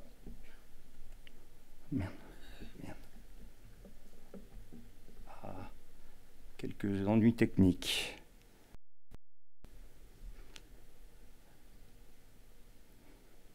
Voilà. Donc 12 ans à travers l'espace. Donc voilà le lancement qui a eu lieu le 2 mars 2004 depuis la Terre. Une première orbite très proche de celle de la Terre. On revient vers la Terre le 4 mars 2005. Première assistance gravitationnelle qui nous permet de nous éloigner de l'orbite terrestre. Et là, on revient vers l'orbite martienne. Et on survole Mars le 25 février 2007. Terre, le 13 novembre 2007. On reprend un petit coup d'accélérateur et on repart dans la ceinture d'astéroïdes principale où on survole l'astéroïde Stein. Troisième assistance gravitationnelle en novembre 2009. Cette fois, enfin, on a cette orbite tangentielle à l'orbite de la comète qui nous permet d'aller la rejoindre. Au passage, en 2010, on a survolé l'astéroïde Lutetia. Donc, comme on était extrêmement loin là dans le système solaire et qu'on ne disposait que de l'énergie des panneaux solaires, on a été obligé de mettre Rosetta en hibernation. Là, en mai 2014, on arrive à proximité de la comète et on est obligé de freiner. Donc là, en août, on commence le global mapping, c'est-à-dire regarder la surface de la comète. On s'en approche petit à petit. Là, on arrive au périhélie. Donc on va survoler la comète jusqu'au périhélie. Et la fin de la mission de Rosetta nominale est prévue en décembre 2020. Mais bien sûr, s'il reste suffisamment d'énergie à bord, on ira bien au-delà. On peut espérer. Alors.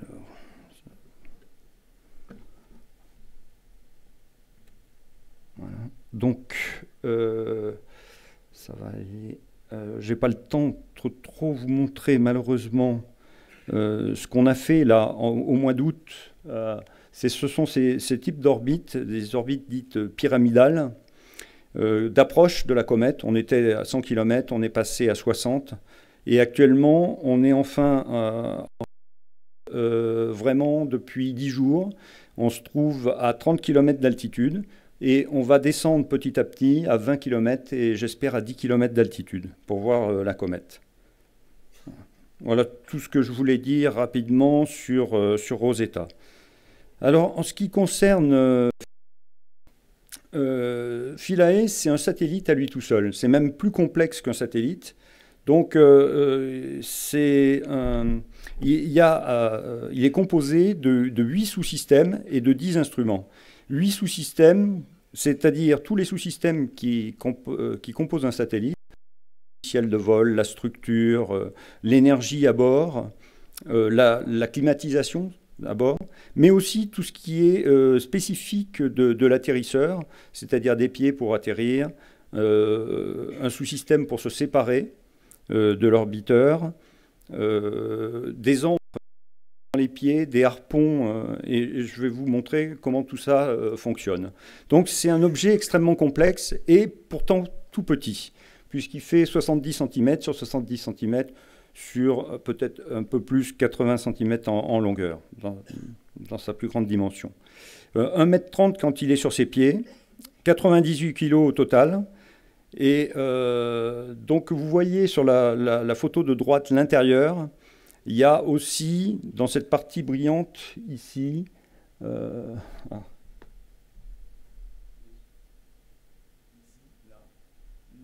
roue à inertie qui nous permet en fait de conserver l'axe vertical de Philae pendant la descente. Philae descend sur la comète de façon passive. Et pour conserver cet axe vertical, qui est l'axe avec lequel on va, il fallait mettre cette roue à inertie à l'intérieur. On voit aussi sur la partie gauche ici les batteries, car le CNES a fourni les batteries et les piles de Philae. Et on voit sur le dessus, ici,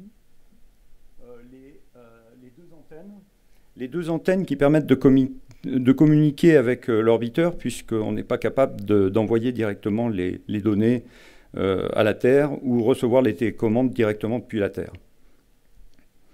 Donc il faut voir aussi que c'est un système ancien, puisqu'il a été conçu dans les années 95-97, et avec des capacités faibles. Tout à l'heure, Jean-Pierre t'a parlé de l'énergie dépensée de 10 watts en moyenne. Au total, pour nos piles, par exemple, on a 1300 Wh, c'est-à-dire qu'on est capable de faire fonctionner ou une ampoule de 100 watts pendant 13 heures. C'est très très faible et pourtant, ça va nous permettre de fonctionner pendant 2 jours et demi. Notre batterie rechargeable fait 140 Wh, ce qui est encore beaucoup plus faible. Et tout ça devrait nous permettre de faire fonctionner tous nos instruments. Au niveau de la mémoire, nous avons seulement 2 fois 16 mégaoctets, 32 mégaoctets, ce qui est tout petit comparé à nos simples clés USB que nous possédons tous. 16 kilobits par seconde, c'est la vitesse à laquelle on communique entre l'orbiteur et le lander. Là aussi, heureusement, on n'a pas de grande quantité de données à transmettre. Maintenant, les orbites, enfin pour les satellites qui tournent autour de la Terre, on fonctionne en mégabits par seconde et pas en kilobits. Alors, je reviens un petit peu sur ce que Jean-Pierre a déjà expliqué, c'est on est en cours de sélectionner les sites et on l'a fait en plusieurs phases. Et on est extrêmement impliqué à Toulouse dans cette phase-là. On a commencé par sélectionner 5 sites, ça s'est passé le 23 et 24 août. Et puis on a sélectionné deux sites, c'était le 13 et le 14 septembre, donc il n'y a pas très longtemps, avec le site que tu as présenté, qui est le site prioritaire, et un site de secours. Et dans 30 jours, enfin moins de 30 jours maintenant, le 12 octobre, on va confirmer ce site comme site principal, où on sera obligé de passer au site de backup, ce qui est très peu probable. Donc avec une annonce définitive du site le 15 octobre. Et on saura d'ailleurs à cette date-là la date exacte de lancement, d'atterrissage et l'heure d'atterrissage. Donc je pense que vous serez invités à assister à cet événement. Donc une sélection qui est basée sur un grand l'ensoleillement pour recharger les batteries, éviter le relief et les aspérités locales, l'accessibilité, c'est la capacité à atterrir, des contraintes aussi de distance à la comète pour ne pas mettre en danger l'orbiteur. On a d'autres stratégies, mais on n'a pas le temps de voir. Une ellipse d'incertitude sur le site visé qui est de l'ordre du kilomètre en longueur et de 300 à 400 mètres en largeur. Et on a rentré aussi en ligne de compte comme critère le fait qu'il fallait que la science soit intéressante. Donc on a regardé un petit peu la composition de surface, être partout intéressante, donc quel que soit le site. Et savoir aussi si il était plus intéressant d'aller sur un site à fort ou faible dégazage. Et là aussi, elle semble dégazer moyennement. Ce n'est pas une comète pour le moment qui dégaze beaucoup. Et de façon à peu près homogène. Peut-être un petit peu plus côté éclairé, bien sûr, que côté non éclairé. Un autre critère, c'était qu'il fallait que l'instrument concerte de sondage soit capable de fonctionner. Donc, c'est l'ensemble de ces critères qui ont fait qu'on a choisi le site J, qui se trouve donc sur la petite partie. Vous voyez là.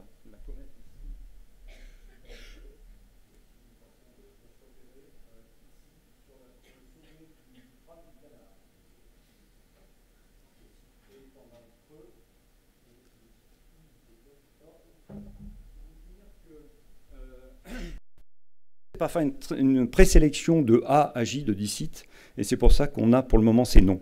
Mais il va y avoir très bientôt un appel à idées ou un concours pour choisir le nom du site d'atterrissage. Donc, je pense que c'est déjà marqué sur le site de l'ESA, si vous y allez. Donc, vidéo, c'est malheureux que ça ne marche pas, et peut-être que je n'ai pas le temps en plus, donc je vais zapper cette partie-là.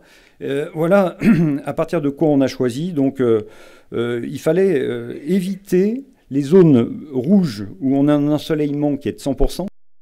La comète tourne en 12,4 heures sur elle-même. Et ça pourrait paraître bien d'avoir toujours du soleil, ça rechargeait beaucoup les batteries, mais par contre, les scientifiques, voulaient un petit peu de nuit, et en plus, le fait d'être dans une région toujours ensoleillée faisait que très vite, le lander allait trop chauffer. Donc ça limitait aussi sa durée de vie. Donc ce qui était le mieux, c'est une zone éclairée, qui soit entre 7 et 10 heures. Et c'est pour ça que, essentiellement, tous ces points sont là, sont les zones où on était capable d'atterrir. Et c'est à partir de tous les autres critères cités tout à l'heure qu'on en est arrivé à choisir 5 sites, puis 2 sites. Entre le mois d'août et le mois de septembre aussi, l'orbiteur se rapprochant petit à petit de la comète, toutes les données reçues, les images, la résolution des images, le niveau de dégazage, tout ça s'est amélioré. Et donc, on a eu de nouvelles données pour faire ce choix. Et ce sont aussi ces mêmes instruments, Osiris, Virtis, Miro, Rosina, Giada, qui vont permettre à nouveau de confirmer le choix le 12 octobre. Alors, voilà les 5 sites situés. Je ne veux pas trop revenir dessus, on n'a pas le temps. Juste pour vous montrer un petit peu la complexité de ce qu'on fait. Donc, voilà en haut, en bleu, les instruments dont on reçoit les données. Osiris, c'est ce qui donne les images, celles que vous voyez, les plus belles. Virtis c'est un spectromètre qui regarde la comète dans l'infrarouge et qui peut donner la composition de surface et la température de surface. Miro va donner aussi la composition du dégazage dans sa structure totale, aussi le dégazage au niveau du sol. Et, je l'ai peut-être déjà dit, la température. Rosina va donner la composition au niveau de l'orbiteur, au niveau de Rosetta. Et RSI est un petit instrument qui permet d'avoir une précision plus grande sur la vitesse et l'orbite de Rosetta. Donc, à partir des données d'Osiris et de Miro, on peut fabriquer un modèle de comète en 3D. Dont on a une première version que vous voyez là sur la table. Osiris regarde la partie visible, Miro a regardé la partie non éclairée. Après, on a entré les données de Miro et Virtis et de Rosina pour le dégazage qu'on a pris en compte aussi dans nos calculs. Et du modèle de forme et du modèle de dégazage, on est capable d'en déduire le modèle de potentiel. Le modèle de potentiel, c'est le modèle de gravité. Pour le moment, ce qu'on peut dire, c'est que la comète, elle pèse à peu près 10 milliards de tonnes et elle a une densité d'environ 0,47, c'est-à-dire à peu près la moitié de celle de l'eau. Et c'était quasiment le seul élément qu'on avait au mois d'août pour la première sélection. On a déjà amélioré ce modèle de potentiel en supposant que la densité de la comète était constante. Donc, dans la troisième étape, comme Rosetta est beaucoup plus près de la comète, on devrait être capable de faire un modèle de potentiel beaucoup plus précis. Savoir, ça veut dire déterminer les inhomogénéités ou les différences de densité à l'intérieur. Donc on rentre ces modèles dans les calculs de trajectoire et on obtient des trajectoires de descente et d'atterrissage. Alors celui-là, malheureusement, comme tout à l'heure, je ne vais pas pouvoir... tu l'as montré de toute façon, juste pour... Il y a le site J, donc, qui est sur le petit lobe, et le site redondant, on l'a choisi, c'est le site C, qui est sur le grand lobe. On a très vite convergé sur le site J, parce qu'il convenait vraiment à tout le monde, c'était le meilleur compromis suivant tous les critères. Le site C a été beaucoup plus discuté avec, en particulier, le site B. Alors là, je vais vous montrer en quoi consiste, à partir des données qu'on a aujourd'hui,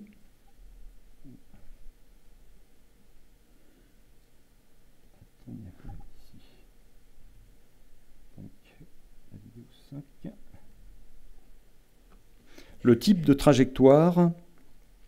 Donc c'est un petit peu long au début. C'est fabriqué avec nos propres outils. Donc c'est vraiment la trajectoire calculée, la meilleure au 14 septembre.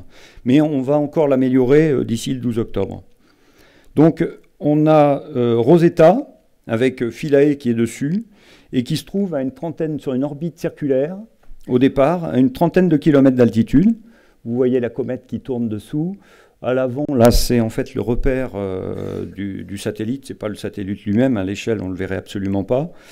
Et donc, on tourne jusqu'à un moment où TAA va faire une manœuvre. C'est un petit peu lancé dans quelques secondes. Et une manœuvre à angle droit. Autour de la Terre, bien sûr, on ne peut pas faire ce type de manœuvre. Il faut dépenser beaucoup d'ergols pour arriver à faire une manœuvre et on arrive à peine à changer l'orbite. Là, on est en microgravité et la moindre petite pichenette, voilà, vous l'avez vu, fait faire un angle droit. Là, la partie ici, cette partie-là est la trajectoire de descente et d'atterrissage sur la comète. Cette partie-là, quelques minutes après la séparation du lander, une nouvelle manœuvre de Rosetta est faite pour s'écarter de la comète puis une deuxième manœuvre ici, puis une troisième manœuvre ici qui suivent, pour revenir à une trajectoire dite sûre, qui est la trajectoire à 30 km d'altitude. On était supposé, tout à fait au début, pouvoir descendre jusqu'à 2,5 km d'altitude. Et là, on a une distance de séparation, vous voyez, qui est de l'ordre entre 15 et 20 km d'altitude. Plus proche de 20 km d'altitude, d'ailleurs, que de 15. Donc, nos collègues du HERMOC, qui sont en charge de la séparation, n'ont pas voulu prendre de risque du tout avec Rosetta, en restant à 20 km d'altitude. Et si on comparait avec 2003, on envisageait même de descendre à 1 km d'altitude à ce moment-là.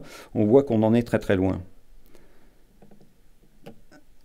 C'est un peu la vue d'un autre angle. On se trouve à 100 mètres de distance de Philae, donc, et donc de Rosetta, tant qu'on est accroché à Rosetta. On voit la comète qui tourne avec le site visé, ici, qui est en rouge. On suit là la Rosetta qui bouge, et Philae avec. Et dans un instant, on va voir Philae se séparer de Rosetta. C'est juste pour vous montrer le type de trajectoire. Et on va voir la manœuvre de Rosetta se faire. Et Rosetta qui s'échappe et qui s'éloigne très rapidement de la comète, alors que Philae, lui, descend vers la comète. Voilà. Et donc, on arrive. Ce qui est en rouge, d'atterrissage, mais l'ellipse d'incertitude dans laquelle on va atterrir.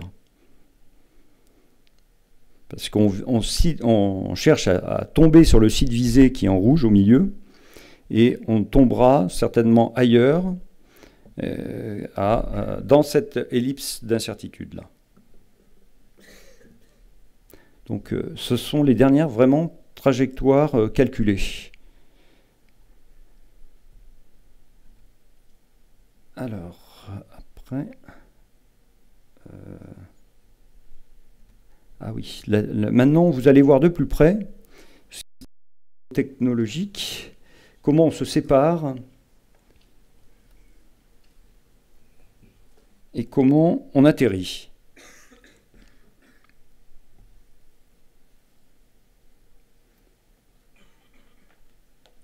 Donc voilà Rosetta vue de dessus, le lander accroché devant. On est avec des vitesses extrêmement faibles, de quelques mètres, même centimètres par seconde. On se sépare à 20 cm par seconde, c'est-à-dire moins d'1 km/h. Philae déploie son train d'atterrissage, vous le voyez mieux maintenant ici. Et ça permet de déployer aussi les antennes de concert qu'on voit, et de Romap, et l'instrument Romap. Voilà l'atterrissage. Bien sûr. On va peut-être le revoir une deuxième fois, si on a le temps. Parce que je voudrais vous montrer exactement ce qui se passe au moment de l'atterrissage. Voilà. Donc là, la face du dessus est la face où se trouvent tous les instruments scientifiques. Donc au moment où on lâche Philae. Voilà, les instruments concert ici, voilà, les deux antennes de concert, Romap à l'arrière ici.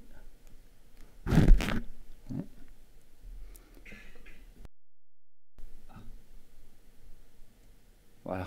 Donc, que se passe-t-il? Ça s'est passé très vite et on ne voit pas tout sur la vidéo. Dès qu'un pied touche le sol, il y a à l'intérieur des trois pieds d'abord des ancres, ici, qui s'enfonce dans le sol. Puis, sur de Philae, il y a un petit propulseur qui se déclenche et qui va pousser, plaquer Philae contre le sol. Et en même temps, simultanément, les deux harpons qui se trouvent dessous, qu'on ne voit pas très très bien hein, ici, sont projetés pour arrimer Philae au sol. C'est-à-dire qu'ultérieurement, les pieds seront totalement fixés. Et il n'y a pas très très longtemps qu'on tire les 2 harpons simultanément. On avait prévu de les faire de façon dissociée.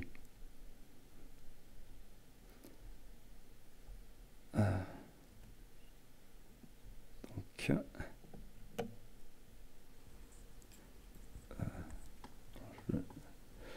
voilà, et ah oui, et donc qu'est-ce qui se passe une fois qu'on est posé? On a 2 séquences dont je vous ai parlé un tout petit peu tout à l'heure, au moins de la première. On va et on espère pouvoir fonctionner à peu près pendant 2 jours et demi. Et puis, ultérieurement, on va avoir assez d'énergie pour recharger la batterie secondaire, dite rechargeable, et on espère pouvoir fonctionner pendant plusieurs mois à la surface, si les panneaux solaires ne se recouvrent pas trop rapidement de poussière. Donc là, j'ai une petite vidéo pour vous montrer tout ce qu'on va faire, la séquence scientifique qui va être réalisée quand nous aurons atterri.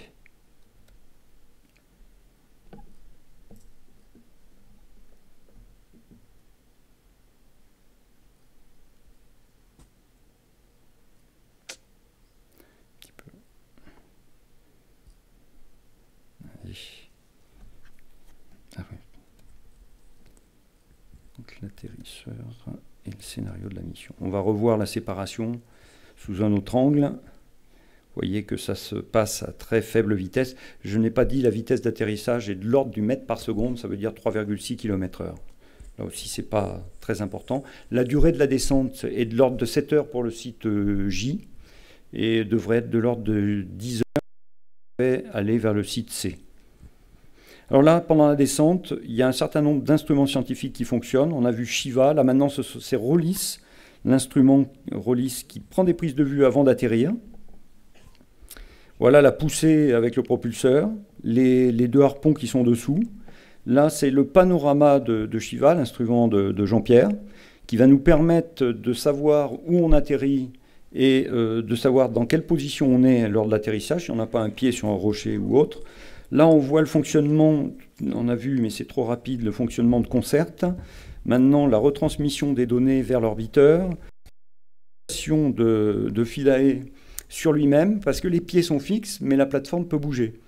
Donc elle peut faire un tilt, elle peut tourner sur elle-même, elle peut aussi monter et descendre. Et ça va permettre de faire un panorama 3D de la comète, ce qui est en train d'être fait avec l'instrument Shiva. Là, c'est Rollis qui fonctionne une nouvelle fois. Puis, il y a le drill. Alors, on l'a à peine vu, hein, c'est le drill qui se déploie dessous, c'est-à-dire la foreuse qui va chercher un échantillon.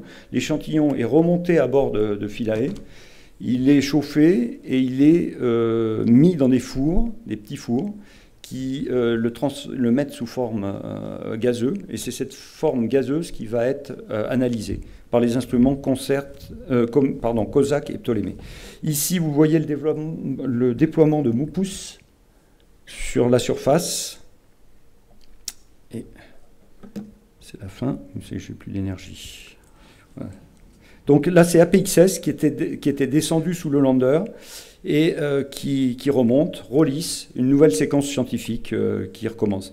En fait, il y a une nouvelle séquence scientifique qui est prévue, qui s'appelle le bloc 7. Je pense malheureusement qu'on n'aura pas assez d'énergie pour le réaliser. On s'arrêtera à la fin du bloc 6, c'est-à-dire après que MUPUS se soit déployé et été utilisé, et après qu'APXS, qui analyse le sol, et aussi fait ses propres analyses. Voilà. On n'a pas le temps d'aller plus loin. On peut vous remercier déjà tous les deux d'avoir fait ce tour d'horizon extraordinaire de cette mission. Et on voit bien que certainement il y a des multiples questions. Ce qu'on va faire, c'est qu'on va profiter d'avant le départ de Jean-Pierre Bibring pour lui poser quelques questions peut-être sur sa partie, la science, ou toute autre question qui vous paraît intéressante. On va aller répéter les questions peut-être parce que la salle n'est pas très pratique pour vous passer le micro. Par contre, qui veut poser une question à Jean-Pierre Bibring? Oui, allez-y, on va répéter.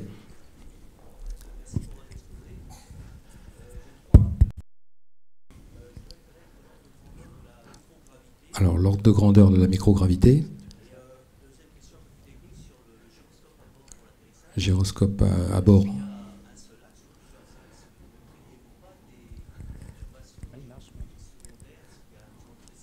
Pendant le... Voilà. Est-ce que ça va être un peu de travers et est-ce que le gyroscope va y arriver? Et puis la microgravité. Oui, troisième question.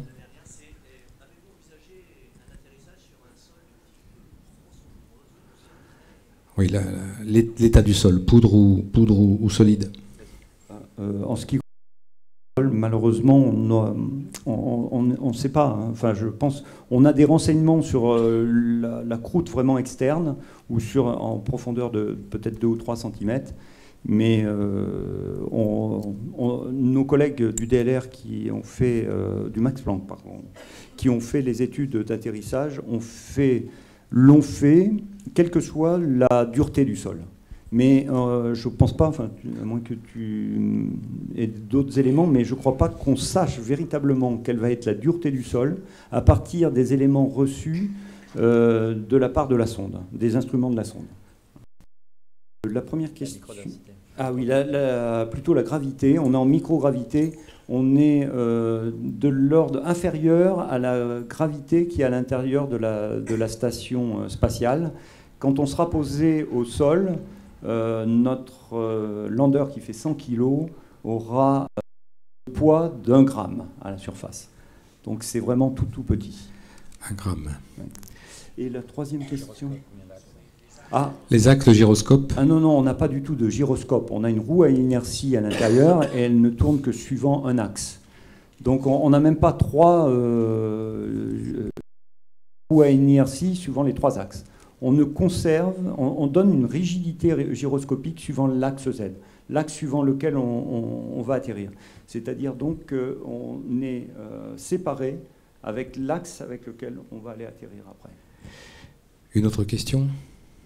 Oui, allez-y.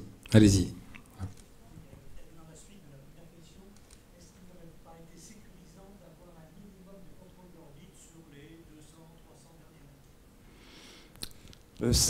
mètres? Oui, ça aurait été sûrement magnifique, mais extrêmement compliqué, parce qu'il faut une boucle à bord, à la fois de senseurs pour se repérer, donc les fameux gyroscopes, et après des actuateurs pour pouvoir changer et faire ce que faisait Armstrong lorsqu'il a piloté le LEM pour descendre. C'est déjà pas simple quand c'est un homme, mais alors le faire automatiquement, c'est encore plus complexe. Et dans un lander de 100 kg, ça n'a pas été imaginé.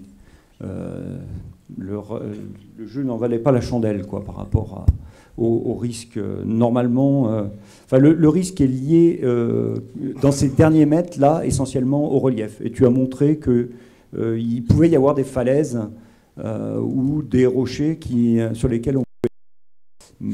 C'est certain. Donc la mission est une mission à risque et risquée.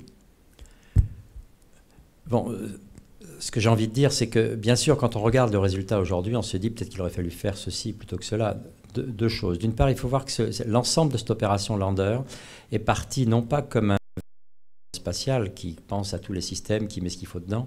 Ça a été proposé comme une expérience, c'est-à-dire que c'était proposé au même niveau que vous proposez une caméra, vous proposez quelque chose. Et on nous a demandé de proposer, c'est pas l'ESA qui est responsable de ce lander. On a demandé initialement à des gens de faire une proposition d'expérience avec les moyens que ça suppose, c'est-à-dire des moyens qui n'ont rien à voir qui décide de faire un véhicule. Finalement, c'est devenu un véhicule, mais c'est un véhicule qui est parti avec des moyens très réduits. Et donc, on a fait ça comme on a pu. Bien sûr, les agences sont venues dedans. On a eu un très grand soutien du CNES, c'est encore majeur aujourd'hui, et pareil avec la DLR et l'Asie. Mais il faut voir qu'on avait très peu de moyens, et c'est resté un véhicule qui a des technologies très, très peu développées quelque part.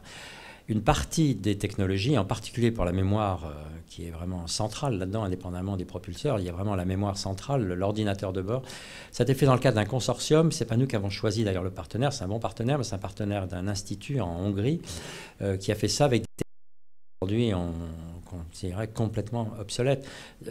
L'ensemble des mémoires dont on dispose pour gérer l'ensemble du système se mesure effectivement plus en kilos, voire en mégas, mais certainement pas en gigas. C'est vraiment des technologies très primordiales et très primitives, mais c'est la technologie, effectivement, qui était relativement bien rodée il y a 20 ans. Et quasiment aucune boucle de décision. On a un système dont on souhaite parce qu'on n'avait pas la capacité, qu'ils ne réagissent à aucune mesure faite sur place. C'est-à-dire qu'on éjectait, on ne voulait pas, le système, par exemple, pourrait avoir plusieurs vitesses d'éjection, on n'a même pas voulu que le système soit capable de mesurer cette vitesse ou de décider si on est sur tel type de trajectoire plutôt qu'une autre pour choisir la séquence après. On a essayé d'automatiser au maximum le système pour lui simplifier la tâche.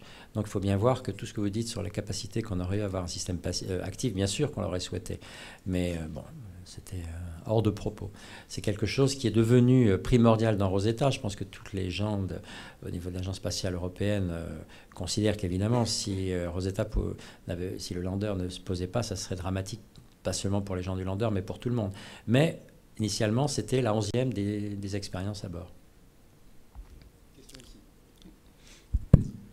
On voit bien sur les images des sites d'atterrissage que le site B, qui est juste à côté du site J, a l'air d'être un cratère d'impact qui paraît être beaucoup plus safe pour atterrir. Je crois savoir qu'il n'a pas été choisi pour des raisons scientifiques et de survie du lander à long terme. Mais ne croyez-vous pas que pour marquer la science et pour marquer l'histoire, ce qui est important le 11 novembre, c'est de réussir l'atterrissage? Et donc la question c'est, avez-vous mis vraiment les priorités absolues sur la réussite de l'atterrissage plutôt que la survie à long terme du lander? Par exemple, Huygens a survécu que quelques heures et ça a été un succès immense. Et ma deuxième question liée à ça, c'est avez-vous essayé au maximum de réduire la durée de descente du lander, qui à mon avis est le seul moyen de contrôle des incertitudes d'atterrissage, de l'ellipse d'atterrissage, quitte à prendre un peu plus de risques au niveau de la trajectoire de l'orbiteur et de la commande du mécanisme de séparation? Merci. Et ce sera la dernière question pour Jean-Pierre Bibring. Oui, évidemment que cette question-là, telle qu'elle est formulée en plus, on se l'est posée immédiatement. C'est-à-dire, si on avait un site dont on pouvait garantir qu'il y a des chances de se poser, est-ce que ce n'est pas le site qui devrait être en priorité? Et le site qui apparaît comme ce grand cratère, effectivement, il a été proposé pour ces raisons-là comme un site très favorable pour se poser dessus. Plusieurs choses. D'une part, il s'est avéré que ce n'est pas si simple que ça, que quand on a des images à haute résolution, les risques non pas d'avoir une trajectoire qui, effectivement, au niveau de la trajectographie, c'est probablement un des meilleurs sites, mais le risque, une fois qu'on se pose, d'être renversé, d'être au-delà des 30 degrés, contrairement à ce qu'on pense, est très élevé parce que les images à haute résolution nous montrent que c'est le site qui est le plus rempli de cailloux, de rochers de grande dimension. On a déjà identifié à l'intérieur de cette ellipse des centaines d'objets qui font plusieurs mètres, typiquement des rochers de plusieurs mètres. On n'avait pas la résolution pour regarder ce qui se passe en dessous, mais ça veut dire qu'il y a probablement des milliers ou des dizaines de milliers d'objets qui sont à l'échelle du mètre. Et pour nous, ce n'est pas un critère d'efficacité et de risque minimal, au contraire. Donc même de ce point de vue-là, ce n'était pas vraiment sûr. Mais les problèmes d'éclairement sont... Parce que si on n'a pas assez d'énergie, le succès de la mission, ce n'est pas de se poser, c'est de se poser et d'y travailler après. Bien sûr que l'un conditionne l'autre, mais ce n'est pas vrai que le succès sera atteint si on se pose et si on ne peut rien faire après. À la limite, si c'était le cas, on prend une grande vitesse, on vise le truc, on s'écrase dessus et on y est. Non, c'est d'arriver à opérer. Or, les problèmes énergétiques que l'on a sont tels que sur un jour qui dure 12 heures, sur une période de 12 heures de rotation, si la durée éclairée est de 6 heures ou moins, on ne peut pas tenir. C'est-à-dire que très rapidement, la température, on n'arrive pas à la recréer et on meurt quasi immédiatement. C'est-à-dire qu'on a peu de chances de faire 2-3 opérations au début, peut-être le panorama, et puis voilà. Et donc, on n'a pas pu accepter un site qui, par malchance, je dirais, est dans une zone extrêmement mal éclairée. Donc, bien sûr qu'on a retourné cet argument dans tous les sens pour essayer de voir ce qu'on pouvait faire avec. Et je dirais que c'est à l'unanimité, vraiment, que tout le monde a dit, y compris les gens de la trajectographie, choisir ce site dans les priorités. Cela dit, il est resté malgré tout en balance.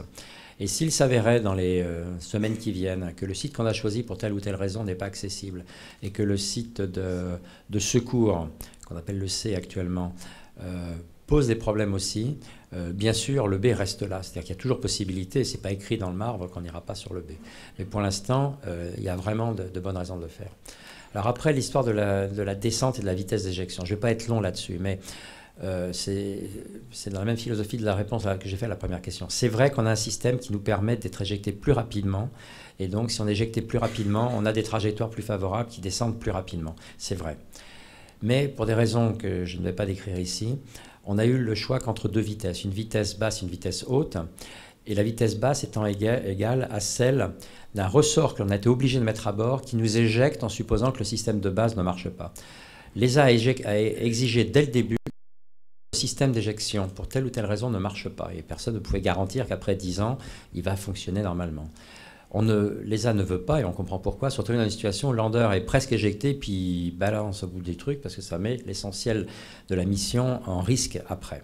Et donc, on nous a imposé d'avoir un système d'urgence avec un ressort qui nous éjecte et qui automatiquement est mis en place 8 ou 10 secondes après le système primaire, au cas où le système primaire n'aura pas été éjecté. En d'autres termes, on ne peut pas aujourd'hui garantir qu'on ne sera pas éjecté par ce système-là. Ce système, il a une vitesse fixe qui est de 20 cm par seconde. Si on avait à bord un système pour lequel nominalement on choisit, disons, 50 cm par seconde, qui est possible, mais que par malchance, et on se met sur une trajectoire pour atteindre avec cette vitesse-là, et que par malchance le système est éjecté par l'autre système parce que le premier n'a pas fonctionné, alors on loupe la comète. Et donc on ne peut pas l'accepter.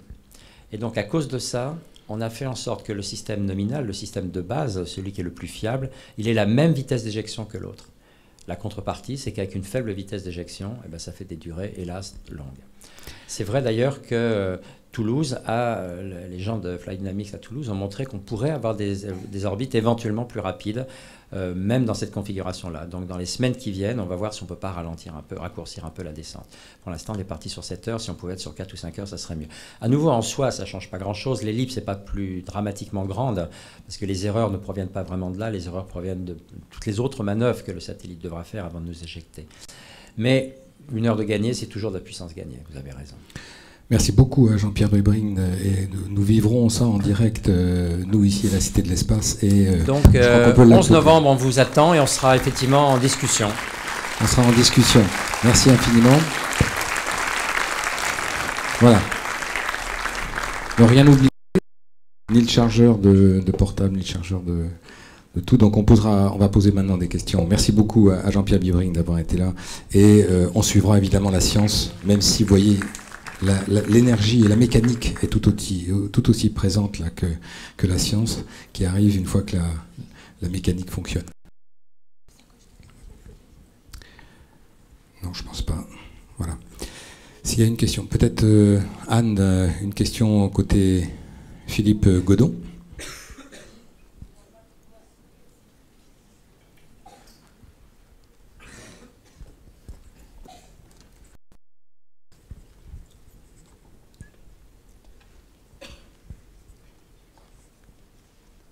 Oui, bonsoir, merci pour vous exposer. Quels sont les risques que pourrait prendre le Philae au moment où le dégazage va augmenter en quantité quand on va se rapprocher du Soleil? Oui. Ça dépend. Si vous parliez de l'atterrissage, c'est pour ça qu'on a décidé d'atterrir avant 3 unités astronomiques, c'est-à-dire avant que la comète ne dégaze vraiment. On avait même imaginé qu'elle dégaze plus qu'elle ne dégaze actuellement. Donc, si c'est la question le fait que la comète dégaze beaucoup empêche bien sûr la gravité d'agir. Donc, il y a un rapport gravité-dégazage important. Et donc, on a même des trajectoires qui empêchent complètement l'atterrissage dans ces cas-là, si le dégazage est important.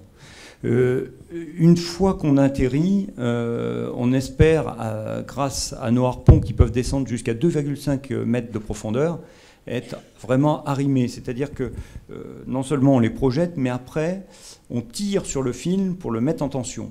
Donc ce fil qui est en tension, même si la surface dégaze, qu'on perd une petite partie de la surface, on va pouvoir retendre le fil et normalement assurer toujours la tension suffisante pour que, en particulier, quand on fera le forage, la foreuse s'enfoncera et ne soulèvera pas. Mais c'est quand même un risque qui n'est pas nul. Oui, une question ici. Bonsoir, monsieur. Merci en tout cas pour ce projet qui, pour moi, m'impressionne et franchement, j'espère que ce sera une réussite. Mais vous disiez au début que votre communication n'était pas très très bonne pour faire part de votre projet au reste du monde. À supposer que ce soit une réussite et que vous ayez des résultats, pendant combien de temps devrons-nous attendre pour avoir les résultats scientifiques. Oui, et qu'on puisse le savoir aussi. Et est-ce que le reste du monde sera tenté de parler de ce projet si vous n'êtes pas capable de le faire correctement? Bon. C'est des questions politiques qui me dépassent, contre lesquelles moi-même j'essaye de lutter. Par exemple, ce modèle-là, je l'ai quasiment fabriqué avec une imprimante 3D à la limite de l'autorisation, et pourtant je ne pense pas qu'il apporte énormément au niveau de la science. Donc on est... non, je veux dire, les scientifiques, que ce soit de l'orbiteur ou de l'atterrisseur, ont très peur en fait de livrer des données au grand public, et en fait que ça empêche ultérieurement des publications scientifiques. Or, ils vivent de ça, de cette réputation. Publier dans Nature ou Science, c'est fondamental pour eux. Donc il faut, par exemple, on ne vous a pas montré une seule image où vous voyez les rochers. On en avait pourtant déjà disponibles, à peu près à 3 mètres de résolution. Et non, parce que le PI d'Osiris, responsable de ça, se dit ça va apporter des éléments de géologie ou donc des publiables. Et alors, quand est-ce que je pense que dans Science ou Nature, il va y avoir rapidement une publication, je pense dans 3-4 mois, peut-être avant, enfin on va voir, ça va être discuté au prochain SWT la semaine prochaine. Et à partir de là, je pense que ça va quand même un peu se relâcher. Mais c'est vrai que là, les images arrivent au compte-gouttes, avec une image par semaine à peu près en moyenne. Alors, on est certes effectivement limité. Il y a ces limitations dues à ces enjeux qui nous dépassent un petit peu, comme tu le disais. Ceci dit, on peut remercier quand même le CNES et l'ESA d'avoir une politique qui, comme la NASA il y a longtemps, ils font du direct. Alors, certes, il y a sans doute des limitations, mais malgré tout, nous, par exemple, à la Cité de l'Espace, et comme dans beaucoup de centres scientifiques, mais nous, ici, on suit tout en direct et on obtient des résultats. On a fait Curiosity ici en direct. On peut permettre de partager ça, et ça marche pas trop mal, même si après, il y a des limitations. Ce qu'on veut surtout, c'est des caméras à bord, parce que pour que le public suive, il faut des caméras, il faut que ce soit le plus possible, presque en direct, et là, on ne sera pas si loin de ça. Ça va pas être un moment facile pour nous non plus, pour vous, le public, mais malgré tout, il y aura quand même beaucoup d'infos, beaucoup de données et a priori des images. Une question, je crois, en haut. Voilà, allez-y. Oui, bonsoir, merci pour votre super conférence. Une question concernant le fait que vous ayez renoncé à faire le survol pour l'éjection de filet à, je crois, 3 km au lieu de 20 aujourd'hui. Quelles sont les raisons principales, s'il vous plaît? C'est ce fameux dégazage, même s'il est faible, fait très peur à nos collègues du RMOC qui sont responsables à la fois de la mission et de l'orbiteur. Ils se disent, vaut mieux risquer de perdre le lander et conserver un orbiteur qui va fonctionner plusieurs années. Donc ils ont toujours tendance à rester le plus éloigné possible. Et pourquoi c'est aussi difficile? C'est parce qu'on a justement voulu une sonde qui n'ait pas de nucléaire à bord, de source nucléaire. Donc on a des panneaux solaires énormes qui font 65 mètres carrés de surface et qui font effet de voile dans le dégazage. Donc pour limiter cet effet de voile, on se met dans le plan qui est perpendiculaire au Soleil, perpendiculaire aussi au dégazage de la comète, qui s'appelle le plan du Terminateur. Et ça limite énormément aussi la capacité donc à l'atterrissage et à l'approche de la comète. C'est vrai que ce sont des enjeux aussi essentiels. Et une question ici, une question en haut, et puis après... Oui, je prolonge la question précédente. Jusqu'à quel point en direct Rosetta va-t-il suivre Philae? Est-ce que Rosetta est capable de voir Philae une fois que Philae sera posé? Et pour le public qui sera ici, notamment dans les 7 heures de descente, à quels paramètres pourra-t-on avoir accès? Alors, j'ai pas encore une réponse définitive. Il faut qu'on en discute. Normalement, il est prévu que pendant la descente, on ait communication entre le lander et l'orbiteur. Donc, on doit pouvoir toutes les données acquises quasiment pendant la descente. Et donc on va pouvoir au moins retransmettre un certain nombre de données qui ne sont pas obligatoirement les plus intéressantes pendant cette phase-là. Après, une fois qu'on a atterri, vous aurez les images du panorama. Qui était là et qui en est propriétaire, je pense, est prêt à les communiquer au grand public, et ça sera la prise de vue, enfin, ou les prises de vue, c'est 7 caméras tout autour, qui prouveront en plus qu'on a bien atterri, qu'on est à la surface, etc. Donc, il y en a bien qui diront. Et tout à l'heure, pour répondre aussi à la question, il y a un embargo, entre guillemets, sur les données scientifiques, mais moins sur les données techniques. Donc, sur les aspects réussite de l'atterrissage, avoir les bonnes températures à bord, que Philae fonctionne normalement. Normalement, je ne vois pas pourquoi on aurait... Non, puis c'est un partage qui est très important avec le public, qui est le taxpayer, qui est celui qui paie l'émission et qui doit partager ça. En tout cas, c'est important. Une question ? 2 questions, si vous permettez. La première, c'est quelles sont les techniques de l'assistance gravitationnelle? Et la deuxième, c'est quelles sont les dimensions de cette comète? Oui, c'est exact que pour le deuxième point, on aurait dû le dire quand même. C'est 5,4 km dans sa plus grande longueur, la plus grande diagonale, et 2,6 au niveau du cou. Vu de loin, pour nous, c'était un corps qui faisait à peu près 4 km de diamètre moyen. Et là, on n'était pas trop mal.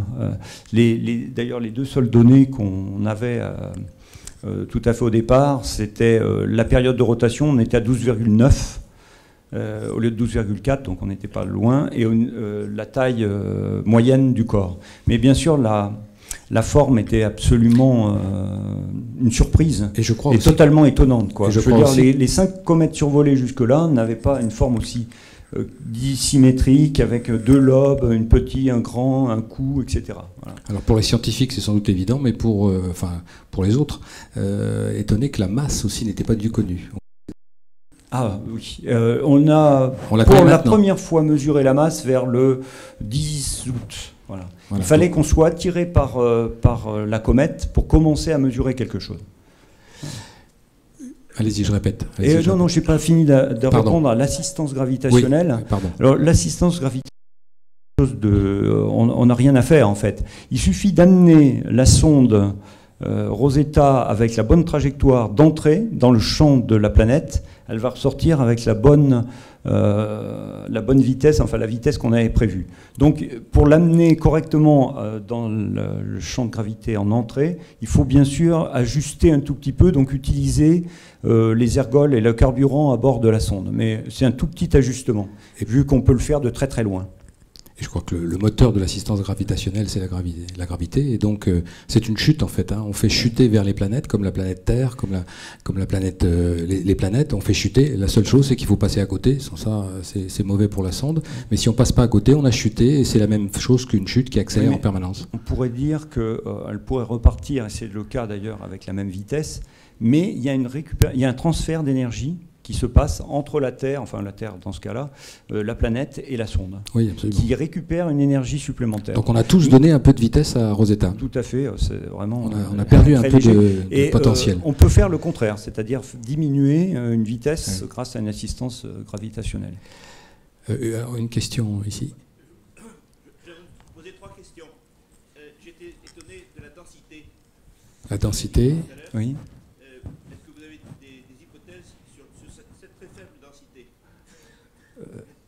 Donc, très faible densité.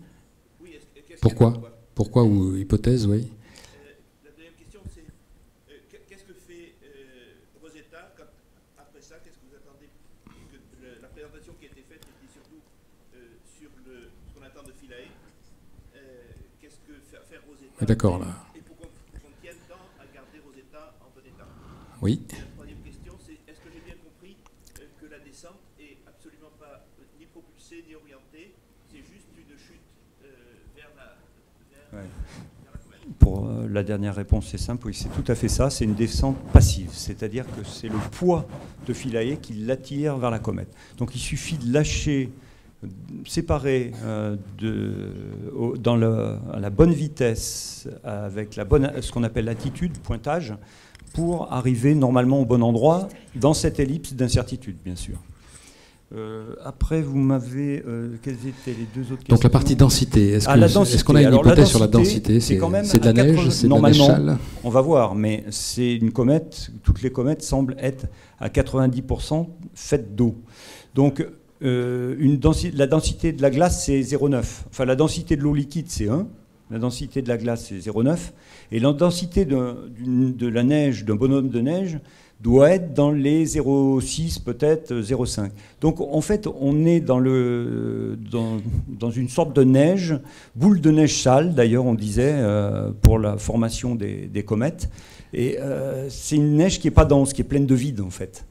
Et malgré tout, en plus, dans cette neige, il doit y avoir des grains de poussière, puisqu'on les voit s'élever au-dessus, et qui devraient normalement augmenter cette masse.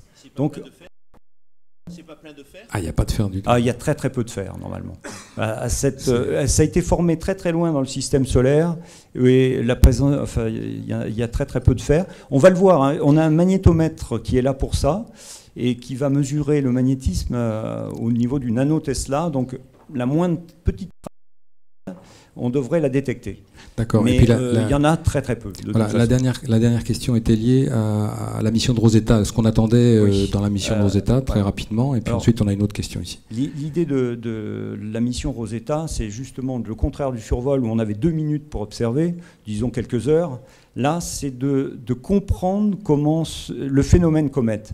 Le phénomène comète, c'est le dégazage, c'est la sublimation d'une glace à travers une croûte qui ne semble pas être de glace. Et c'est un mélange d'H2O, de CO, de CO2, de CH4, etc. On veut comprendre en fait cette transformation, pas seulement à un moment donné, mais tout au long de l'orbite. Donc on fait des mesures, on veut aussi comprendre l'interaction qu'il y a entre le dégazage, la queue, il y a plusieurs queues d'ailleurs, il y a la queue de poussière, il y a la queue de gaz et la queue d'ion. Eh bien, on veut comprendre l'interaction entre ces queues et le vent solaire, qui sont des particules émises par le Soleil. Donc on veut comprendre tout ça. Voilà. C'est pas seulement voir un corps et la surface. C'est comprendre le phénomène comète. C'est vrai que c'est une très grande première que de rester auprès de la comète et en particulier dans son périple près du Soleil. Une question actuellement ici et puis une dernière ici, je pense, on verra. Si vous sortez, si jamais certains sortent, mais ça va pas tarder de terminer, si certains sortent, merci de sortir par le haut. Bon. Alors ma question concerne la force d'inertie d'entraînement due à la rotation de la comète sur elle-même. Est-ce qu'il n'y avait pas des risques que l'orbiteur soit éjecté en fait de la surface de la comète parce que la gravité était si faible que... Non, en fait, là c'est un calcul qu'on peut faire assez simplement. La force centrifuge est elle-même aussi assez faible. Donc on arriverait à se poser même sans les harpons. Le problème, c'est qu'il faut cette tension sur les harpons si on veut pouvoir faire un forage. Et puis pour la sécurité générale. Mais il n'y a pas de risque, une fois posé, que la force centrifuge nous envoie dans l'espace quand même. On n'en est pas là. Il y a une petite gravité qui est suffisante. On va faire des questions-réponses courtes pour terminer. Bonsoir monsieur, merci beaucoup pour votre exposé. Alors ça m'a peut-être échappé dans les heures précédées, mais pourquoi le choix de cette comète en particulier ? Pourquoi celle-ci et pas une autre ? Qu'est-ce qu'elle a de particulier ? Merci. Alors, on cherchait, parce qu'on ne pouvait rejoindre que des orbites, des comètes avec des orbites telles que je vous les ai montrées, qui ne s'éloignent pas trop de celles qui ne vont pas dans l'aphélie, c'est-à-dire le point le plus éloigné du Soleil, ne soit pas au-delà de Jupiter. Pourquoi ? Parce que plus elles viennent de loin, plus elles arrivent vite.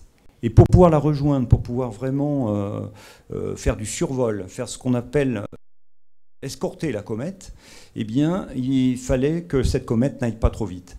Et donc, on a visé un type de comète qui s'appelle les comètes jupitériennes, qui sont des comètes qui ont été capturées dans le système solaire interne par la planète Jupiter. Et à l'époque du choix, on en avait peut-être une vingtaine.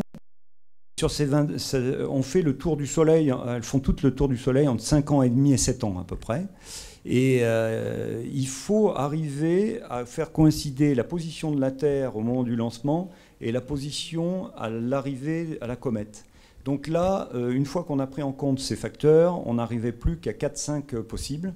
Et après, ce sont les scientifiques qui ont dit on va aller plutôt vers cette comète que vers une autre. Mais on avait un choix très très limité. Et il faut savoir quand même qu'avant 2002, avant janvier 2003, on visait la comète Virtanen, qui était une autre comète de type jupitérienne, de type jupitérien. Et malheureusement, le lanceur Ariane a connu un échec juste avant, en novembre 2002. Et plutôt que de lancer en janvier 2003, on s'est dit, on va attendre que Ariane soit plus sûr et on va prendre un peu de temps. On a obligé, parce que la comète allant très vite et tournant en 6 ans et demi, a changé de comète et on est allé vers Churyumov-Gerasimenko. Et après, une fois, donc notre atterrisseur en particulier avait été fait et fabriqué pour la comète Virtanen, qui était une comète encore plus petite, qui faisait 1 km de diamètre. Et donc on atterrissait avec des vitesses extrêmement faibles, du genre 40 cm par seconde. Donc il a fallu réadapter l'atterrisseur, en particulier le train d'atterrissage, à la comète Churyumov-Gerasimenko, qui est une comète plus massive, même si la gravité est très très faible. Allez, quelques vraiment questions très courtes. Est-ce que la séquence d'atterrissage pourra être filmée par la caméra Osiris, malgré la censure apparemment? Non, je pense qu'il n'y aurait pas du tout de censure sur cet aspect-là qui est techno. Mais par contre, ils l'ont prévu de faire des images extrêmement régulièrement. Mais ça va pas. Parce que vous avez vu que Rosetta remonte très très vite vers les 30 km d'altitude. Et à 30 km d'altitude, on va avoir une résolution de l'ordre du mètre, c'est-à-dire de la taille de Philae. Donc on va voir un point, mais il ne faut pas vous attendre à voir Philae comme avec ses détails. Il aurait fallu 1 km d'altitude pour pouvoir le voir. Et le matin, après, on aurait eu un problème de champ. Au lever et au coucher, donc, on aura l'ombre en plus. Ils vont essayer, ils vont peut-être voir le début de l'orbite et la séparation, enfin pas tout à fait la séparation, mais les quelques minutes qui vont suivre, et plus ça va aller, moins on va le distinguer. Est-ce qu'il n'y a pas un risque de givrage du lander une fois qu'il va arriver sur la comète, ce qui serait évidemment préjudiciable pour les instruments, à la fois, enfin, pour les caméras notamment et pour les éléments mécaniques? Alors, pour l'intérieur, j'appelle ça une climatisation pour simplifier, mais la température est contrôlée. C'est-à-dire que justement, on a calculé qu'il fallait au moins 6 watts reçus sur les panneaux solaires pour pouvoir au moins compenser et réguler la température à l'intérieur. Et donc à l'intérieur, le risque normalement sur le site J, il a été choisi pour ça, et il y aurait eu un risque sur le site B de givrage peut-être à l'intérieur, ce qu'on appelait une sorte d'hibernation de Philae. Donc non, il n'y aura pas à mon avis de risque en interne, mais par contre le risque c'est que la comète dégazant, soulevant de la poussière, une partie de cette poussière, une partie du gaz retombe sur les panneaux solaires et provoque une sorte de couche de givre sur les panneaux solaires qui ferait que le rendement des panneaux solaires serait très inférieur à celui qu'on attend. Oui, en matière de risque, on pourrait continuer les questions, je pense. Une dernière, voilà, ici, et puis ensuite, si jamais il y a un besoin, vous irez voir Philippe Godon.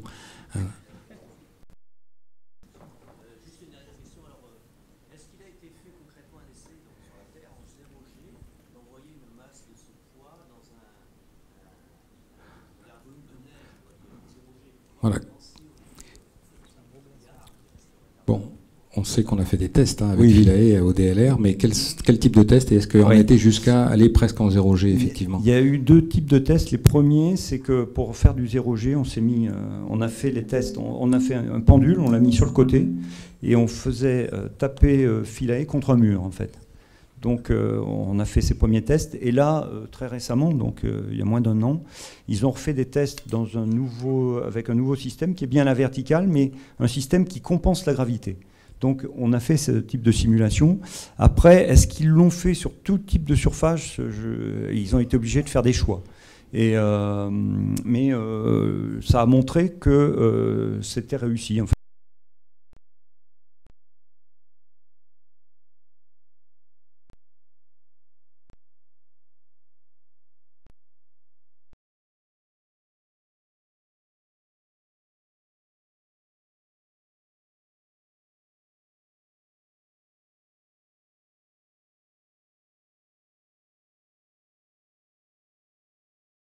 venir, bien sûr, suivre ce qui se passe à la Cité de l'Espace. Il va y avoir des festivals, etc. Mais où il y a aussi, en novembre, on se prépare à suivre en direct tout ce qui se sera donné comme image et comme information par l'ESA, le CNES. Merci beaucoup, à bientôt. Je peux juste peut-être dire que c'est pas obligatoirement le 11 novembre. Voilà. Oui, c'est une date, c'était une date théorique, astronomique. et ça peut être entre le 11 et le 18. Voilà.